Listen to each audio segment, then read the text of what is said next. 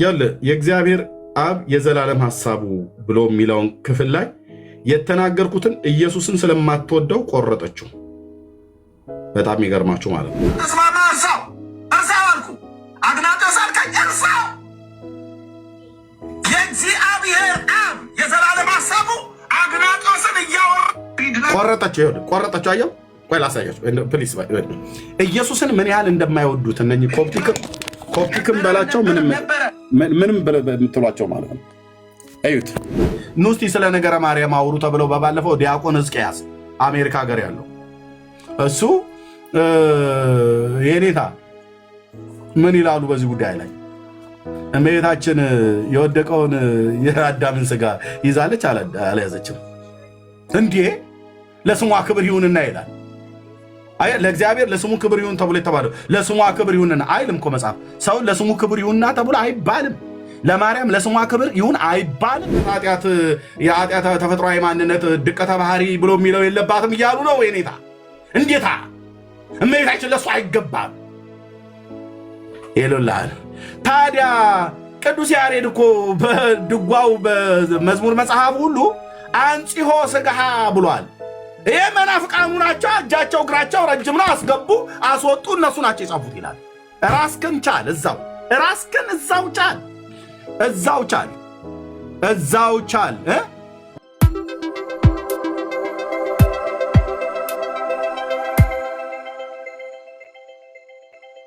ወንድሞች ናቶች የት ይገኛል? ራይል የሚት አርጊው የት ይገኛል? ወንድሞች ናቶች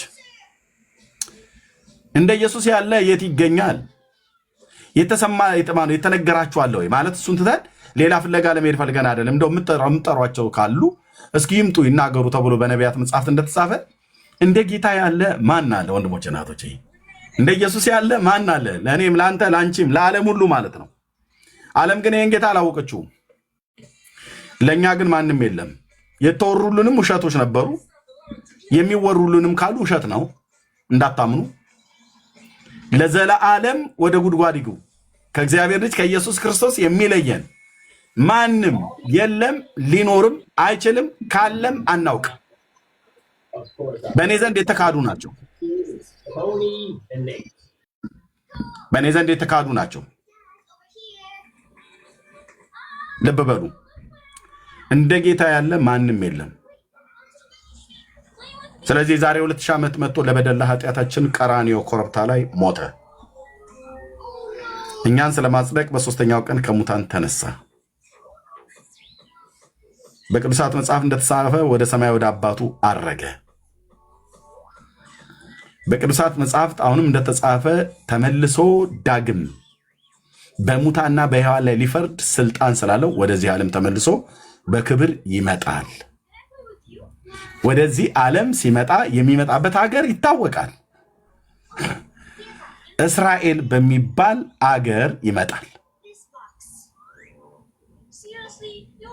ዓለም ሁሉ እየተተራመሰ ባለበት በዛች ምድር ላይ ይመጣል። ይሄ እውነት ነው። ሁሉ ቀን የምንሰብከው እውነት ነው። ተሳስተሃል ብሎ የሚል ሰው ካለ ገብቶ ይሞክር።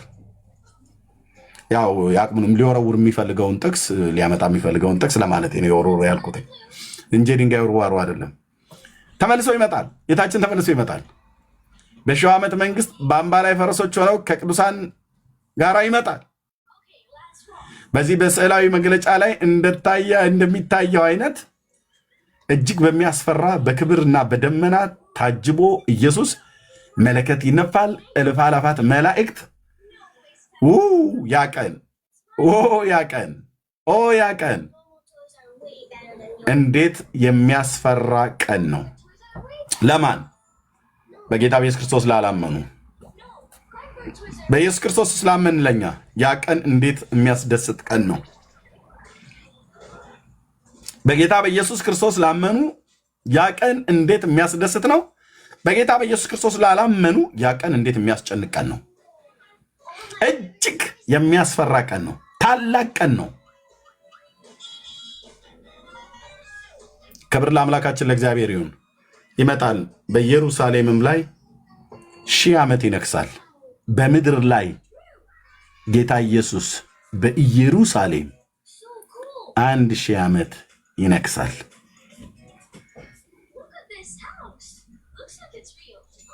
በምድር ላይ ሰላም ይሆናል። ያኔ ነው እቺ ፕላኔት የምንኖርባት እርዝ የምትባለው የሰው ልጆች የሚኖርባት ያኔ ነው። በምስራቅ፣ በምዕራብ፣ በሰሜን፣ በደቡብ የሚባል ነገስታት መሳሪያቸውን ማጭድ ለማድረግ ይሰራሉ። ጦርነት አይኖርም። ጦርና ቀስትን ይሰብራል። እግዚአብሔር በምድር ሁሉ ላይ ይነግሳል፣ ስሙም አንድ ይሆናል። ምድር ሁሉ ወደ ኢየሩሳሌም እቻውን የምታዩት ቻው የፖለቲካዋ እስራኤል ነው ብለህ የምትረቢው ላይ የፖለቲካዋ በል የፈለካት በል ምድር ሁሉ እቻውን እዚህ መካከለኛው ምስራቅ ከፍልስጤማውያን ጋር የሚቀጣቀጡባት ፍልስጤም እስራኤላውያን ወደ ኢየሩሳሌም ይጎርፋል። ምድር ሁሉ ነው ያልኩ። የዓለም ሕዝብ በሙሉ ወደ መካ ሂጂራ ቦርቦራ የሚባል ነገር የለም። ምድር ሁሉ ወደ መካ መዲና አይደለም የሄደው። እስላሙ ሁሉ መካ መዲና የሚባል ነገር ይቀርና ወደ ኢየሩሳሌም፣ ቻይናዊ በለው ወደ ኢየሩሳሌም፣ ኢንዲያን በል ቡዲስት፣ ሂንዱዝም የፈለከው የምጠራቸውን ጥራ ሁሉ ወደ ኢየሩሳሌም በጽዮን እንደሚኖረው ለሰራዊት ጌታ ለእግዚአብሔር ሊሰግዱ ማለት ነው። ማን ነው እዛ የሚኖረው? የኔ እናንተ ጌታ ኢየሱስ ክርስቶስ መድኃኒታችን ማለት ነው። በዳዊት ዙፋኑ ላይ አለቅነቱ ይበዛል፣ ይነግሳል በኢየሩሳሌም። ዓለም ሁሉ ያያል። እኔ መቼም ጌታ የምሕረት አምላክ ነው አይደል? የርኅራኄ አምላክ፣ የቸርነት አምላክ ነው፣ ጸሎትን የሚሰማ በሁለት ነገር እጨነቃለሁ ብሎ እንደሚል ቅዱስ ጳውሎስ ልሄድ ከክርስቶስም ጋር ልኖር ናፍቃለሁ፣ በዚህ ደግሞ መሆን ለእናንተ መልካም ነው ብሎ እንዳለ እኔ ኖሬ ያንን ጦርነት ባይ ብዬ እላለሁ። ኤርምያስ የምትኖረው ጦርነት ለማየት ነው ብለህ ካልከኝ፣ አዎ ጌታ ኢየሱስ የአሕዛብን መንግስታት ሲበቀላቸው ማየት ፈልጋለሁ። በቃ ምኞት ነው።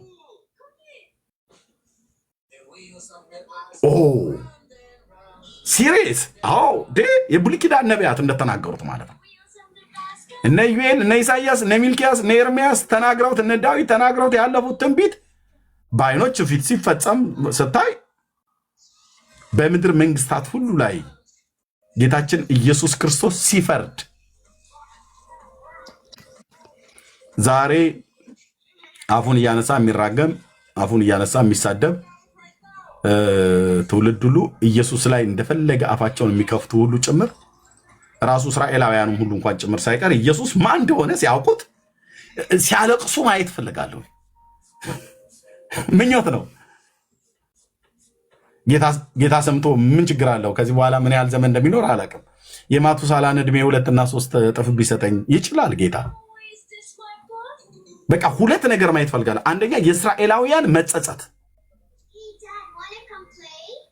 በእጁ ላይ ያለውን ቁስል እያዩ ማነው የንን የመታ ብለው የሚሉትን ያን ቃል ሲያወጡና ያንን እንባ ሲያለቅሱ የጸጸት ለቅሶ ማለት ነው። ተጸጸተው አውቀውት የሞገስና የልመናን መንፈስ በእነሱ ላይ አፍስሶ ስለሚያውቁት ማለት ነው። ሁለተኛ የእስራኤል አምላክ ማለት ራሱ ኢየሱስ ክርስቶስ መሆኑን እስራኤልም ታያለች፣ አሕዛብም ሁሉ ሲያይ ያ በራእይ መጽሐፍ ምዕራፍ 20 በዘካርያስ ትንቢት መጽሐፍ ምዕራፍ 13 ምዕራፍ 14 ላይ የተጻፈው በትንቢተ ኢዮኤል መጽሐፍ ምዕራፍ 3 ላይ የተጻፈው የበቀል ፍርድ በአሕዛብ መንግስታት ላይ በጉ የነገስታት ንጉስ የጌቶች ጌታ የሆነው ኢየሱስ ክርስቶስ የይሁዳው አንበሳ ጠላቶቹን እንደሚያደቅ ሆኖ በአምባ ላይ ፈረስ ሲመጣ ማየት ያ ቀን እጅግ ቢያስፈራም እንደው እኔ ቢሆንልኝ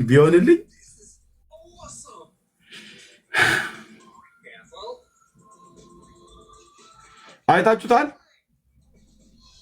በቴሌቪዥን ይዘገብ ይመስላል።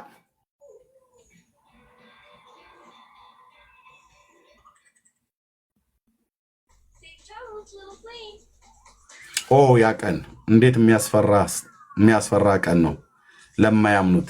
ኦ ያ ቀን እንዴት ደስ የሚል ቀን ነው ላመኑትም። እግዚአብሔር በምድር ሁሉ ላይ ሲነግስ በስሙ ያመኑ ቅዱሳን ሁሉ ከሱ ጋር ሲመጡ ማየት እንዴት ደስ ይላል። ስለዚህ የሺው ዓመት መንግስት በኢየሩሳሌም እንደሚነግስ ቅዱሳት መጻሕፍት ነግረውናል። በዚህ ጉዳይ ግን በጣም ብዙ መላምት አለ። ሰዎች በራሳቸው ተነስተው እንደፈለጋቸው ብለው የሚሉት ጌታችን ኢየሱስ ክርስቶስ አይመጣም ብለው የሚሉም ዘባቾች በመጨረሻው ዘመን እንደሚዘብቱ ብዙዎቹንም ጭምር ወደኋላ ሊመልሱ እንደሚችሉ መጽሐፍ ነግሮናል። እነዚህ ዘባቾች ከመካከላችን ሁሉ ነው የሚነሱት። አሁንም ተነስተዋል አሉ፣ እየሰማን ነው። በጣም የምናከብራቸው ሰዎች ሁሉ ጭምር የሚናገሩትን ነገር ያው ኑሮም ሊሆን ይችላል እንትን ስላላቸው በየቴሌቪዥን መስኮቱ በየካሜራ ፊት መጣው የሚያወሩት ነገር አይ ኢየሱስ ክርስቶስ አሁን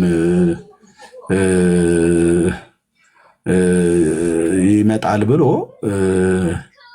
መጠበቅ ዌስት ኦፍ ታይም ጊዜ መፍጨት ነው እና እንደው ዝም ብሎ ራሳችሁን ባታታልሉ ይህንን መክራለን ይላሉ።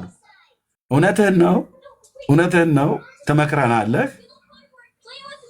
ቅዱስ ጴጥሮስ እንደ አንድ አይነቱን ዘባች ነው ብሎ ያለው ዘባች። ስለዚህ አንተ ምክር በአፍንጫችን ይውጣ። መድኃኔዓለም ምስክሬ ነው አልኩ፣ በአፍንጫችን ይውጣ እንዲህ አይነት ምክር። በሰላም እኮ የምናውቀው የነበረው ሰውዬ እኮ ነው። ከ4 ዓመት በፊት ጉባኤ ውስጥ እጁን ዘርግቶ ባገኘው ደግ መዝሙር እያለቀሰ ጌታ ሆይ ጌታ ሆይ ማራናታ ጌታ ኢየሱስ ሆይ ቶሎና እያለ ይዘምር የነበረው ሰውዬ ቴዎሎጂ ትምህርት ቤት ገባለ። ኢቢሲ ነው ኢቲሲ የሚባል ኮሌጅ ገባ። 4 ዓመት ተማረ። የነጮችን መጽሐፍ ነው የተማረው። የነጮችን ፍልስፍና ነው የተማረው። የጥቁሮቹንም ተማረ፣ የነጮቹንም ተማረ። ሲወጣልህ ነው እንደዚህ የሚናገረው። ከ4 ዓመት በኋላ ሲወጣ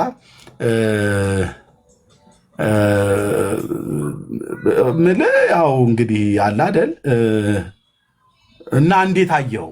ይሄን ደግሞ እንትና የሚባሉ ፕሮፌሰር እንደዚህ ያዩታል ይላል። ፖ አልኩ ብራዘር፣ ይሄን ልትማር ነው የገባው? እንትና የሚባሉ ፕሮፌሰር እንደዚህ ያዩታል ብለህ ልትል አንተ እንዴት አየው? ከ4 ዓመት በኋላ ፕሮፌሰር እንትና የሚባሉ ይሄን ክፍል እንደዚህ ነው የሚያዩት። ከትምህርት ቤት እኮ ሲወጣ ማለት ነው። ከ4 ዓመት በፊት ጉባኤ ውስጥ ግን ማራናታ ጌታ ኢየሱስ ቶሎና እያለ እያለቀሰ ማለት ነው። በጉንጩ ላይ እንባው ሲፈስ እያየን በጉባኤ ውስጥ ማለት ነው። የጌታ መምጣት የሚናፍቅ ነበር። ኮሌጅ ገብቶ ያው ኮሌጁን በጥሶ ሲወጣ በጣጥሶ ምንድነው የበጠሰው? ያው ወሬ ከ4 ዓመት በኋላ በቃ ንግግር ላይ ራሱ ይጎተታል ማለት ነው። እኔ ብዙ ይሄ ጌታችን ኢየሱስ ክርስቶስ ይመጣል ብሎ የሚለው ትምህርትና ስብከት እኔ ብዙ አሳሳቢ አይደለም። ቸርች ውስጥ ምን ያህል ህዝቡን ታጨናንቁታላችሁ? ይሄ ኋላ ቀር እኮ የሆነ ትምህርት ነው። ኤርምያስ ዝም ብላችሁ ስራ አሰሩም እንዴ? ምን ይሁንልኝ ብለህ ነው አሁን አንተ በ21ኛው መቶ ክፍለ ዘመን ስራ ሰርተህ ህይወትን እንደመለወጥ እዚህ ኢየሱስ ይመጣል እያልክ ብለህ የምትለው? ይሄ እባክህ ዝም ብሎ ነገር ነው ይልሃል። የት ከ4 ዓመት በፊት ጉባኤ ውስጥ ሲያለቅሱ ያየኋቸው ሰዎች ቴዎሎጂ ትምህርት ቤት ገብተው ተበላሽተው ተጣመው እንደ ግራር ተጠምዝዘው ላይቀኑ ተጣመው ላይጠገኑ ተሰብረው ወጡ። ቅንነታቸውን ጥለው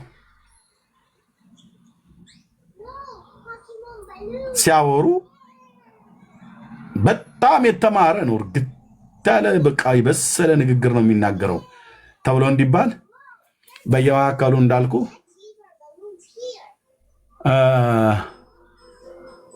እና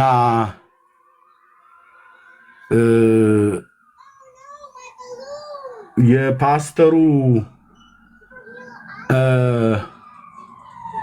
ወይኔ እንዴ ምን ሆነ ነው ወገን? ምን ሆናችሁ ነው?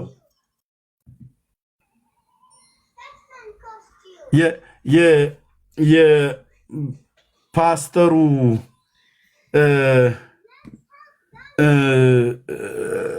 እይታ ምንድን ነው? አሁን ቆይ ወንድሞች ላይ እኔ ምንም ሊገባኝ አልቻለም። ምንድን ነው ይሄን አልማማጥ? ምንድን ነው የፓስተሩ እይታ? በቃ የተማረ ነው ተብሎ እንዲባል ማለት ነው። በመድኃኒዓለም የተማረ ነው ሲናገር እርግጥ ያለ ነው። ለዛው ራሱ ቃናው ራሱ ምናምን ነገር ተብሎ መንፈስ ቅዱስ ደግሞ አብሯቸው የለም። ቅዱስ እግዚአብሔር ምስክር ነው። ፒኤችዲ የያዘ የቴዎሎጂ መምህር እዚህ ሶሻል ሚዲያ ላይ ሰብካለሁ ብሎ ወጥቶ ኤርሚያስ የተባለ እረኛ 3000 እና 4000 ሰው ላይቭ ላይ እየገባ በሚያዩ ሳለ እሱ 20 ሰው ነበር ያየው የነበረው። አምላኬ ኢየሱስ ምስክር ነው። ለምን ራሱ ኤርሚያስ ቢሆን በእውቀት እግሩ ስር ቁጭ ብሎ ሊማር የሚችል ሰው ነው። ምን ሆነ ታዲያ? መንፈስ ቅዱስ አብሮት ስለሌለ ሞገስ የለውም። ውሸቱን ነው የሚያቃስትብን።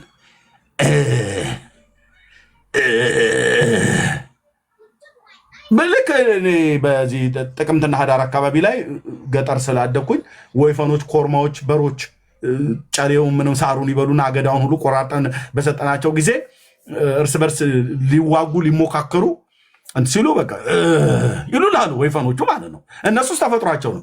ምንድነው ወንድሞቼ ናቶቼ የሺውን ዓመት መንግስት በቃ ምልክ ከአራት ዓመት በፊት ጉባኤ ውስጥ እንደ ፌንጣ ሲዘል የነበረው ሰው የኢየሱስ ይመጣል ተብሎ ሲባል አሜን ሃሌሉያ ዘጋንኩት እያለ ሲወራጭብን የነበረው ትምህርት ቤት ብሎ ገብቶ ሲወጣ እሺ ምን ትላለህ ወንድማችን? እስቲ ዘርጋው በዚህ ጉዳይ ላይ በሺው ዓመት መንግስት ላይ አንተ የእግዚአብሔር ቃል ከሚለው አይነት አኳያ እንዴት ታየዋለህ? እስቲ የእግዚአብሔር ቃል እንደዚህ ይላል በራእይ መጽሐፍ ላይ የሺው ዓመት መንግስት በተፈጸመ ጊዜ ሰይጣን ከስራቱ ይፈታል ይላል። ምን ማለት ነው ይሄ የሺው ዓመት መንግስት ማለት? ከነቢያቱ መጽሐፍት ጋር ያይዘህ እስቲ ሐሳብህን በዚህ ላይ ገለጥልን። የአንተን መረዳት ነው እንድትነግረን የምንፈልገው ከመጽሐፍ ቅዱስ ከቅዱሳት መጽሐፍት አኳያ ለስትለው ይገርምሃል ይላል።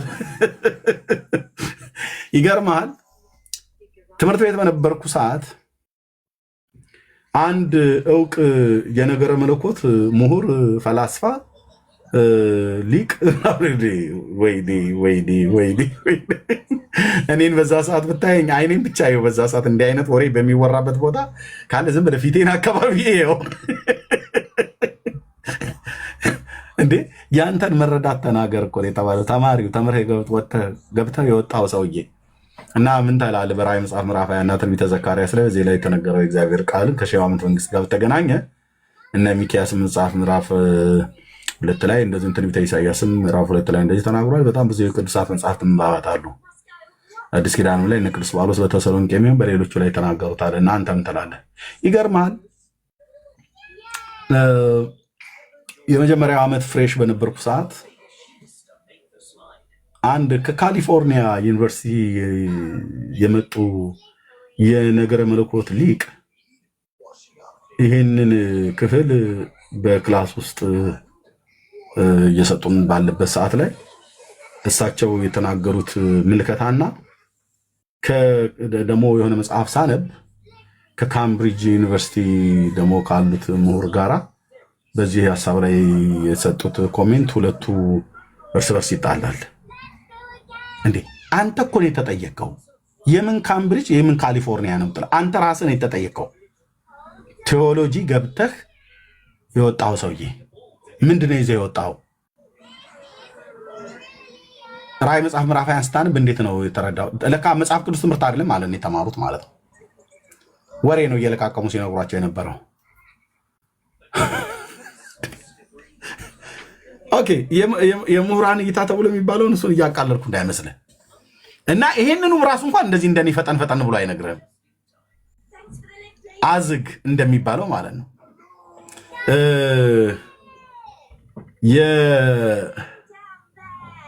ይገርምሃል የራእይ መጽሐፍ ምዕራፍ 20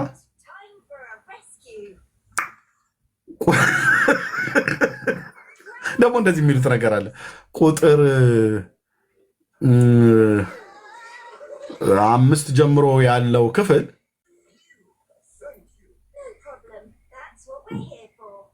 ፕሮፌሰሩ ይህን ክፍል ያዩት የካሊፎርኒያው ከካምብሪጅ ዩኒቨርሲቲ ጋር ካሉት ምሁር ጋር ሀሳቡ ላይ ብዙ የሚግባባ አይደለም። እርስ በርስ የሚጣረስ ነው። የጠየኩት እኔ ምንድን ነበረ? አንተ ምን ትላለህ በዚህ ክፍል ላይ ተምረህ የወጣው ሰውዬ ነው። እሱ የሚነግረኝ ካምብሪጅ እና ካሊፎርኒያ ስላሉት ሁለት ጢማም ወንዶች ሀሳብ ነው የሚነግረኝ። አሁንም ሀሳቡን ይቀጥላል እና ሀሳባቸው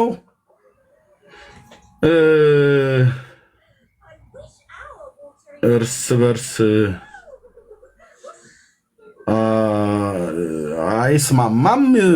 ግን ደግሞ ሌላ አንድ ደግሞ ምሁር አሉ። እሳቸው ደግሞ ትንሽ ሚዛናዊ የሆነ ነገር ለማስቀመጥ ሞክረዋል። በዚህ በአውስትራሊያ ሜልቦርን በሚባል ደግሞ ያሉ እንደዚሁ ፒኤችዲያቸውን በዚህ በነገረ መለኮቱ ላይ ነው የሰሩት። አረ ራእይ መጽሐፍ ምዕራፍ 20 ላይ ነው የጠየቁት ጥያቄው ዙረት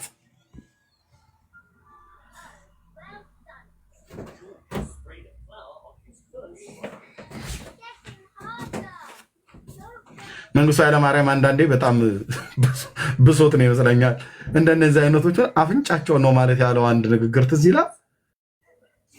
እንዴ እኔ ራእይ መጽሐፍ ምዕራፍ 20 ከሺህ ዓመት መንግስት ጋራ የተናገረው ዮሐንስ ያለው ንገረኝ ያልኩ እኔ አንተን ተከታትዬ የማላቀውን ካሊፎርኒያ የማላቀውን ካምብሪጅ የማላቀውን እንትን ሜልቦርን ከተማ ጎረቤቴ ያለችው አውስትራሊያ ዝም ካልከው ቶኪዮ ላይ ይሄድልሃል። ቶኪዮ ደግሞ ደርሰን ዝም ብለን አንመጣም።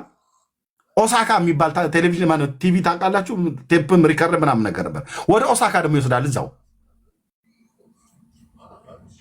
ከዛ ደግሞ እዚሁ ደርሰን ለምን ሰሜን ኮሪያ አካባቢ ላይ አንሄድም ይላል። ራእይ መጽሐፍ ምዕራፍ 20 ከሺህ ዓመት መንግስት ጋር በተገናኘ ምንድን ነው የተማርከው አንተ? ኦኬ የ6 የ7 የ8 ሰዎች ምልከታ ይነግርሃል። ከዛስ የአንተ ድምዳሜ ምንድነው ብለህ ስትል ያው እንግዲህ ምሁራኑ እይታ በዚህ ክፍል ላይ ያላቸው ሐሳብ ወይኔ በጌታ ስታገኙ በአካል መገናኘታችን ስለማይቀር ማለት ነው። ስታገኙኝ እንደዚህ እንዳታወሩኝ እሺ። በመድኃኔዓለም እንደዚህ እንዳታወሩኝ። ጥዬ ነው የሚሄደው። መድኃኔዓለም ምስክሬ ነው። ጥዬህ ነው እኔ ላፍ ብዬ ነው የሚሄደው። እንደዚህ እንዳታወሩኝ እህቶች፣ አሁን እነሱ እንደሚያወሩት ማለት ነው። እኔ እንደዚህ የምታወሩ ሰዎች ጌታ እግዚአብሔር ምስክር ነው። ይኸውላችሁ በሰዎች ፊት ሞገስ ለማግኘት ብዙ ሰዎች እየተጣጣሩ ነው። ይሄ በተለይ ሞገስ ማግኘት የሚባለው ነገር ተቀባይነት ለማግኘት፣ ተደማጭነት ለማግኘት፣ ተሰሚነት ለማግኘት በጣም ሲጣጣሩ፣ በጣም ሲላላጡ ይታያሉ። ወንድሞች ናቶቼ አበሳችሁን አትጥበሱ። በቃ እውነተኛውን ልጁን በእኔ ሁኔታ ሊገልጥ በወደደ ጊዜ ወዲያው ከስጋና ከደም ጋር አልተማከርኩም ይላል። በቃ ኢየሱስን እግዚአብሔር ከገለጠልህ በአንተ ሁኔታ ነው የሚገልጥልህ።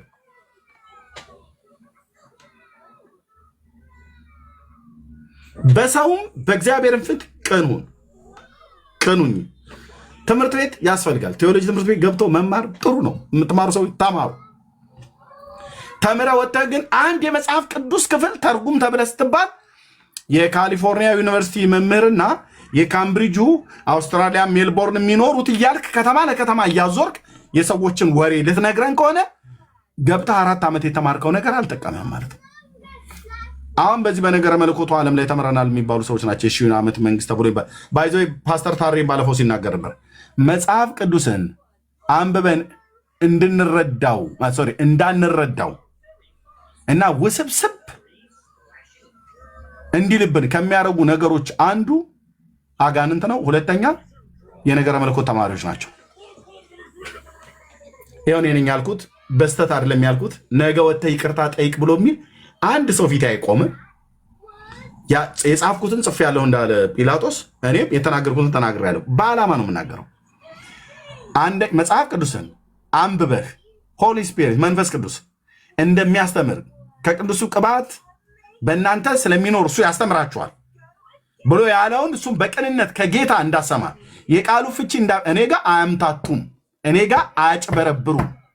አዎ በተማሩ ሰዎች መማር ጥሩ ነው እና መጽሐፍ ቅዱስን በቅልብ አንብበ ተረድተው የጌታ የቃሉን መገለጥ እንኳን እንዳይሰጥህ በቅንነት በእግዚአብሔር ፊት የምትጸልየውና የምታለቅሰው እሱን ያስቆሙና ከዛ የራሳቸውን ጫና ሊጭኑ ማለት ነው። ስለዚህ መጽሐፍ ቅዱስን ሰው አንብቦ እንዳይረዳ፣ ሁሉም ቴዎሎጂያን ናቸው እያልኩ አይደለም፣ አንብቦ እንዳይረዳ በከፍተኛ በዚህ ፕላኔት ላይ በከፍተኛ የእግዚአብሔር ቃል ውስብስብ፣ የእግዚአብሔር ቃል የማይገባ፣ የእግዚአብሔር ቃል ማትረዳው ሁሉ ነገር ቁልፍልፍ ያለ እንደሆነ አድርገው ነገርን ከሚያወሳስቡ ሁለት አካላት መካከል አንደኛው ሰይጣን ነው አልኩ፣ ዲያብሎስ። ሁለተኛው የነገረ መለኮት ተማሪዎች ነን ብለው የሚሉ ናቸው። ሁሉም ናቸው ወይ? አይደለም። እዛው በነገረ መለኮት ትምህርት ቤት ውስጥ በጣም በጥሩ ሁኔታ ተምረው የወጡ ሰዎች አሉ። ሂድ እስኪ አሁን በኦርቶዶክስ ይሄ መጽሐፍ ቅዱስ እስቲ በእርሱ የሚያምን ሁሉ የዘላለም ሕይወት እንዲኖረው እንጂ እንዳይጠፋ እግዚአብሔር አንድያ ልጁን እስኪሰጥ ድረስ ዓለሙን እንዲወዷል ይላል መጽሐፍ። ይህን ክፍል እንዴት ታየዋለህ ብለህ ስትል ይህን ክፍል ማን ነው እንደዚህ ብሎ የተረጎመው ብሎ ይልሃል። እሱ አይተረጉሙም። አየህ፣ በእነ አትናቴዎስ ትርጉም ነው ዘላለም መኖር የሚፈልገው። ይህን ክፍል እንትና ቄርሎስ ምን ብሎ ተርጉሞታል ይላል። እነዛ አባቶች ተርጉመው የነበሩበት ዘመን፣ አዎ የትርጓሜ የተረጉሙበት ዘመን አለ። በቃ ከእነሱ ምንማረው ነገር አለ፣ ምንም ጥርጥር የለኝም። አንተ እንዴት ተረዳኸው? ያለ አትናቴዎስ ትርጉም ያን ክፍል እንዴት ተረዳኸው? እንዴት አነበብከው? እንዴት ነው የሚገባህ? እዛኛው ቤት ልክ እንደዚህ እንደሚሉ አሁን በእኛም ቤት ቴዎሎጂያኑ እሲ ከምሁራኑ ማን ይህንን ክፍል እንደዚህ ያለው ብሎ ይላል። ዳርያዝ ወዳጄ፣ ዳርያዝ የተላጠ ኮረንቲ ነው ማሲዝህ። ዳርያዝ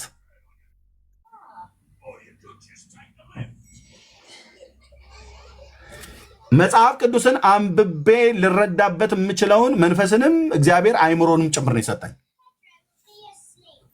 ሳነበው ያልገባኝ ካለ ከኔ እውቀት በላይ የሆነ አዎ የነገረ መለኮት የምሁራኑን እውቀት ሸምታለሁ ከሱ አቅጣጫ ማለት ነው።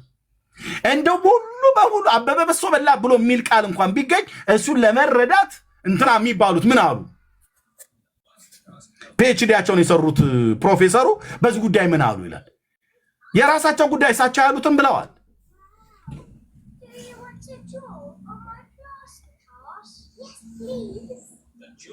ሁለት አካላት መጽሐፍ ቅዱስን አንብበው እንዳትረዳ በግልህ እንዳታነበው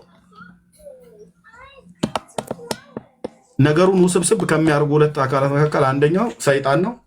ለሶስተኛ ጊዜ ነው የምደግመው። ሁለተኛው የነገረ መለኮት ተማሪዎች ነን ብለው የሚሉ ናቸው። ኢየሱስ መግደላዊት ማርያም ጋር ሄደ፣ አገኛት። ኃጢአተኞችን ይወድ ነበር።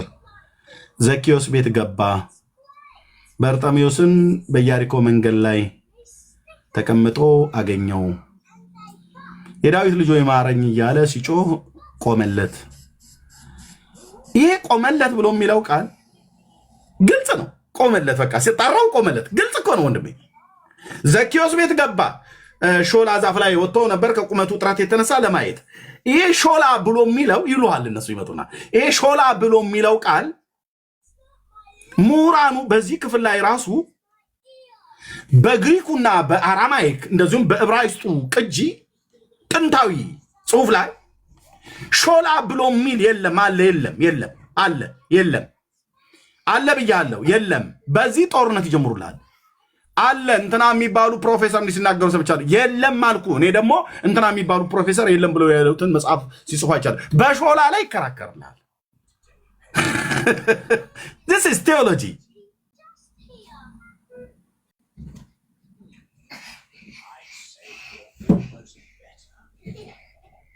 አጭር ሰው ነበር ማለቱ የቁመቱ እጥረት አይደለም ይላል። ሌላኛው ደግሞ ይመጣና ማለት ነው ታዲያ ምንድን ነው? በእውቀት የቀነጨረ ስለነበረ ነው እንደኛ ስላልተማረ ይልልሃል።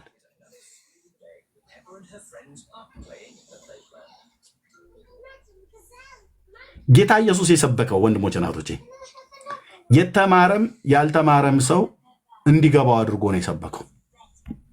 ያልተማረው ኤርሚያስ የሰባተኛ ክፍል ተማሪ የሆንኩትኝ እኔ የኢየሱስን ንግግር ማናችሁም ቴዎሎጂያን እስከማታስፈልጉኝ ድረስ የኢየሱስ ንግግር ግልጽ ነው። ኤርሚያስ ሸክም ከብዶብሃል፣ የኃጢአት ሸክም አዎ ና ወደ እኔ እናስ በመጣ ወደ አንተም ታደርግልኛለህ። ጌታ ኢየሱስ አሳርፋለሁ። የምን ረፍት ትሰጠኛለህ? ለነፍስ ረፍት ታገኛለህ። ይህንን አንብቦ ለመረዳት ለማመን ማንም ቴዎሎጂያዊን አልጠራም። አበደን ይላል ሰው አልጠራም። ብትጠራ ያወሳስቡብሃል። አንድ በኦርቶዶክስ አንድምታ ትርጓሜ እናንተ ደካሞች ማለቱ ድካም አንድም መንገድ በመሄድ አንድም በስራ ብዛት ያ ደግሞ ብሎ ይለጥቅልሃል። የኔታ እንትና የሚባሉት የጎንደሩ ሊቅ በዚህ በደብረ ታቦር እስቴ አካባቢ ላይ ይኖሩ የነበሩ እሳቸው በጉባኤ ቤት ሲያስተምሩ እንደተረጎሙት የኔታ እንትና የሚባሉ ይሄን ክፍል እንዲህ ብለው ነው ያመሰጠሩት። ሌላኛው ደግሞ ይመጣልና አይኔ ደግሞ እዚህ ደብረ ኤልያስ አካባቢ ጎጃም በቅኔ ትምህርት ቤት በነበርኩበት ሰዓት ላይ የመጽሐፍት መምህር ነበሩ። በዛ እሳቸው ደግሞ ይሄን ክፍል በዚህ ነው የተረዱት።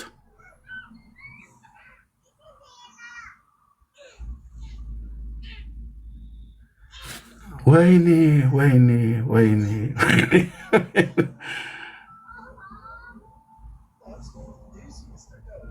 ኢየሱስ ዘኬዎስ ቤት ገባ ብሎ ለሚለው በሾላው ይከራከርልሃል።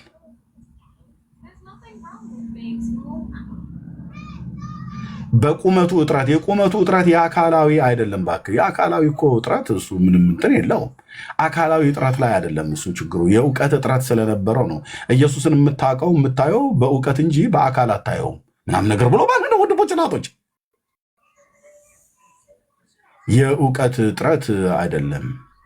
ያም እዛ ዘኬዎስ ማነው በርጣሚዎስ በኢያሪኮ መንገድ ላይ ሲያልፍ ቆመለት ብሎ የሚለው ይሄ መቆም ብሎ ማለት ያው ገብርኤል በእግዚአብሔር ፊት ቆማለሁ ብሎ ባለበት አየት እይታ ተመሳሳይ ስለሆነ ቆመለትና ቆማለሁ ብሎ የሚለው ቃሉ ከአንድ ግስ የሚወጣ ቢሆንም ወይኔ ይሄ ሁሉ ለምን ነው የሚሄዱት? በቅንነት የተጻፈውን እግዚአብሔርን ቃል አንብበህ እንዳትረዳ ማለት ነው። ይህን ስራ የሚሰሩት ለአራተኛ ጊዜ ሰይጣንና የቴዎሎጂ መምህራን የእግዚአብሔርን ቃል መጽሐፍ ቅዱስን አንብበህ እንዳትረዳው ውስብስብ ያደርጉብሃል። ለዚህ ነው አሁን ኦርቶዶክሳውያኑን ምዕመናን አይታችኋቸዋል። አገልጋዮቹ በሙሉ ውስብስብ አድርገውባቸዋል። ለዚህ ነው ቄስ ሳትይዙ መጽሐፍ ቅዱስ ይዛችሁ አታንብቡ ይላሉ። ለምን ብለህ ስትላቸው ልክ የትንቢተ ኢሳያስ መጽሐፍን እያነበበ በነበረበት ሳለ በጋዛ ሰርጦ የነበረው የኢትዮጵያ ጃንደረባ የምታነበውን ታስተውለዋለህ ብሎ ሲል የሚመራኝ ሳላገኝ እንዴት ይሆንልኛል ብሎ ያለበት እሱን ክፍል ይጠቅሱና ቄስ ሳትይዙ መጽሐፍ ቅዱስ አታንብቡ ብለው የሚሉ ኦርቶዶክሳውያን አንድ ማዕት ናቸው ያሉት። ስለዚህ የኦርቶዶክስ ምዕመናን መጽሐፍ ቅዱስ ብቻቸው እንዲያነቡ አይበረታቱም፣ አይነግሯቸውም። ንስሐ አባቶቻቸውም አይነግሯቸውም። ካነበብኩ መጽሐፍ ቅዱስን ሳይሆን የጸሎት ይህን ድገም ነው የሚሉ ድገም የእመቤታችን ቃል ኪዳኗ በአንተ ላይ እንዲያድርብህ ይሄኛውን ድገመው፣ ጠዋት ጠዋት ይሄኛውን ድገመውና ጆግ ውሃ ላይ ድገምና ያን ድግምትን ስጨርስ የጆጉን ውሃ ጠጣው ይላል። እንደውም ብችል በጠዋት 7 ጆግ ጠጣ ይላል። ያው 7 ጆግ ማለት ቢጫው ጀሪካ ማለት ነው። እና ስትጠጣው ውስጥ ያለው ውልቅ ብሎ ይወጣልሃል ይላል፣ ነቅሎ ያወጣልሃል ይላል። የውሃው ብዛት ነው። የሚወጣም ነገር ካለ ያው በቮሚት የሚወጣል ውሃው ስለበዛ ነው፣ ሌላ ምንም አይደለም። መጽሐፍ ቅዱስ ግን አንብብ ብለው አይሉም። ስለዚህ ኦርቶዶክሳውያን መጽሐፍ ቅዱስን ለማንበብ የተከለከሉት በማን ነው ብለህ ብትል በቄሶቹ። ለምን ቄስ ሳትይዙ አይገባችሁም መጽሐፉ ተብለው። እዚህ ስኛ ጋር ድንኳናቸውን እንነቅለዋለን። የሰራዊት ጌታ እግዚአብሔር ምስክር ነው።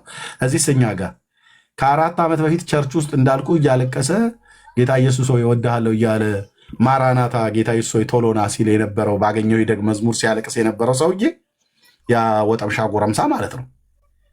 እዚህ ሳር ቤት አካባቢ ኢቲሲ ኮሌጅ ገባ፣ ወይ ደግሞ የኔዋ ጉባኤ እግዚአብሔር ቤተክርስቲያን አሰምብል ቸርች ኢቢሲ ኮሌጅ ገባና 4 ዓመት ቴዎሎጂውን ተምሮ ወጣ።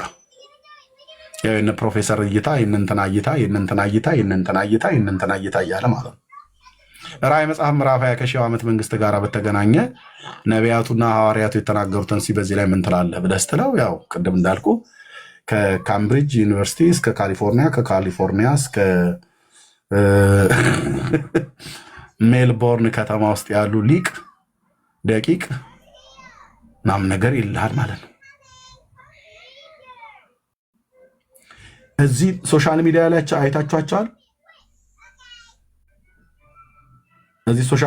አይታችኋቸዋል። ከኛም ወገን የሆኑት ከኦርቶዶክስም ወገን የሆኑት በሙሉ የሚያወሩት ምንድነው? የእግዚአብሔር ቃል ላይ ነው የሚያወሩት አይደለም።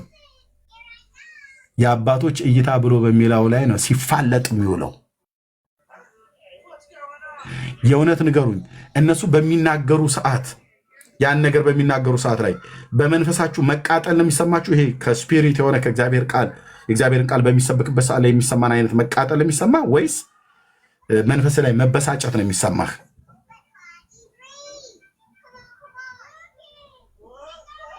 አሁን መከራከሪያ ማን ነው? በእኛ በወንጌላውያኑ አማኞች መከራከሪያው ማን ነው? ሉተር እንዲህ ብለዋል ነው። የሉተርን እኔ እጋራዋለሁ የካልቪንን ግን አልጋራውም ይላል። የካልቪኑ ደግሞ ከዝዊንግሊን ጋር የተለየ ሀሳብ ስላለው እኔ እሱኛውን ብዙም አልገዛውም ይላል። ሌላኛው ደግሞ ገዛዋለሁ ይላል።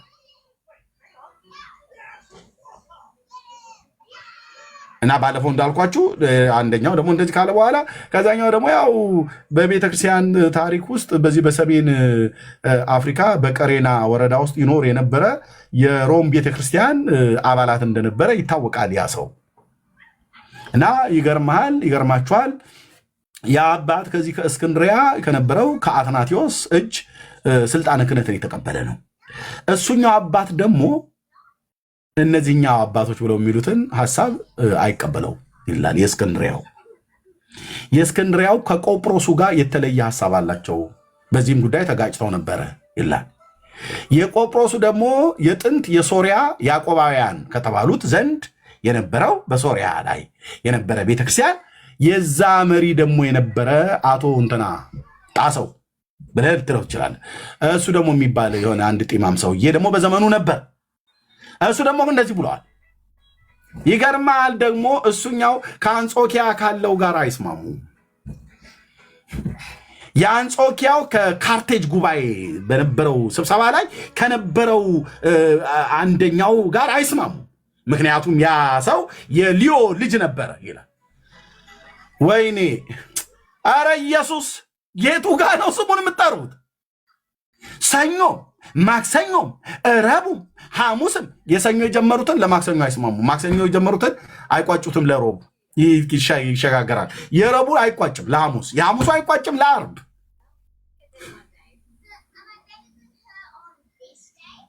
የካርቴጁ ጉባኤና የኒቅያው ጉባኤ ላይ በኤፌሶን ደግሞ የነበረውና የቁስጥንጥንያው ደግሞ ጉባኤ ላይ እንደዚህ ደግሞ አለ። እንዴ ይሄን እኮ በታሪክ እኮ አይወራው እኮ እያልኩ አይደለም። እኔ የተወሰነ ጊዜ ልታወራው ትችላለህ። ዘመን አልቆ ኢየሱስ ሊመጣ መለከት ሊነፋ በደጅ ቀርቦ ለዘመኑ ማለቅ የሚታዩ ምልክቶች ሁሉ በምድር ላይ አብዛኞቹ የመጽሐፍ ቅዱስ ተማሪዎች እንደተባሉት እንኳን እንደሚናገሩት ሊቃኑን ተብሎ እንደሚባለው እንደተናገሩት ብራዘር ከ90 ምናምን ነገር በመቶ በላይ የሆነው ትንቢታዊ ቃል ተፈጽሞ አልቋል። ጌታ እኮ ሊመጣ ነው። መለከት ሊነፋ እኮ ነው። አንተ እሱ እንኳን ሳይደርስ አንተ እኮ በሞት ልትጠራ ነው። ኢየሱስን ሳታውቀው ማለት ነው። ኢየሱስ እንደዚህ አወሳስቦት አልሄደም። የመዳንን መንገድ እንደዚህ አወሰ። መዳን ነገረ ድነት በኦርቶዶክስ ተዋህዶ ቤተክርስቲያን ይልላል ነገር መጣና፣ ሌላኛው ደግሞ ነገረ ድነት በዓለም አቀፋዊት በሆነች በካቶሊካዊት በሮም ካቶሊካዊት ቤተክርስቲያን ይልላል። ሌላኛው ደግሞ ዛ ድዳስ ማለት ነው። እዚህ ደግሞ ይመጣልሃል ነገረ ድነት በእኛ በወንጌላውያኑ ሰርክል ባለው ውስጥ የራሳችንን ትራዲሽን ይዘን ዳሪያስ ኮተታም ትውልድ የእያንዳንዳችንን ትራዲሽን እንደጠበቅን ነገረ ድነት በእግዚአብሔር ልጅ በኢየሱስ የሚያምን ይድናል። አለቀ። በእግዚአብሔር ልጅ ታምናለህ፣ የዘላለም ሕይወት አለ። በእግዚአብሔር ልጅ አታምንም፣ የዘላለም ሕይወት የለም። አለቀ። ጴንጤ ሁን፣ የራስህን ትራዲሽን ጠብቅ።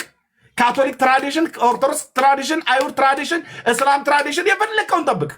በትራዲሽን ሲኦል እንጂ የምትገባው ገነት አትገባም። 4 ነጥብ። ገነት የምትገባው በእግዚአብሔር ልጅ ስታምን ብቻ ነው።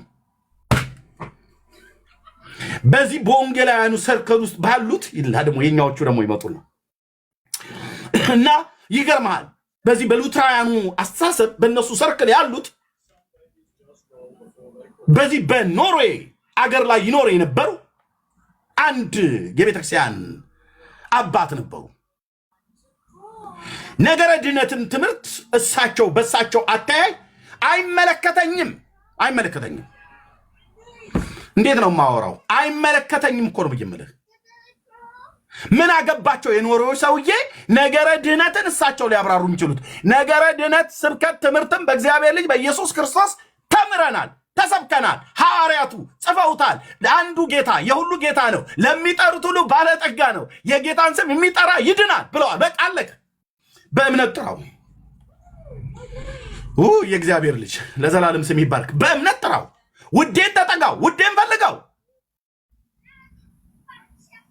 በፕሮቴስታንቱ ሰርክል ውስጥ ያለ ሪፎርሜሽኖች የሚባሉት በሪፎርሜሽኖች ሰርክል ውስጥ በራስ ሰርክል ታጥረህ የሰራዊት ጌታ እግዚአብሔር ድንኳንህን ይነቅለዋል።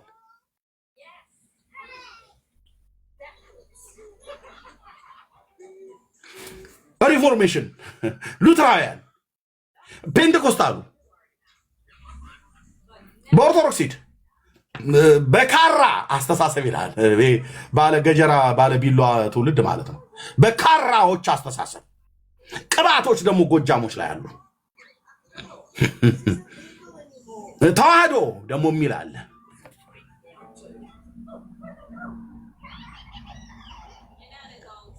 እንኳን በክርስቶስ ላይ አይደለም በማርያም ላይ እንኳን ሳይግባቡ ቀርተዋል። እነሱ 21 ሊቃውን ተጠይቆ 21 አይነት ነገር የሚያወሩበት እግዚኦ ስለ አይናችን ነሽ ማርያም አንቺን አይንኩብን የተዋህዶ ልጆች እንወድሻለን ብለው የሚለው 21 አይነት ነገር ያወራልሃል። ንስቲ ስለ ነገረ ማርያም አውሩ ተብለው በባለፈው ዲያቆን ሕዝቅያስ አሜሪካ ሀገር ያለው እሱ የኔታ ምን ይላሉ በዚህ ጉዳይ ላይ? እመቤታችን የወደቀውን የአዳምን ስጋ ይዛለች አልያዘችም እንዴ? ለስሟ ክብር ይሁንና ይላል።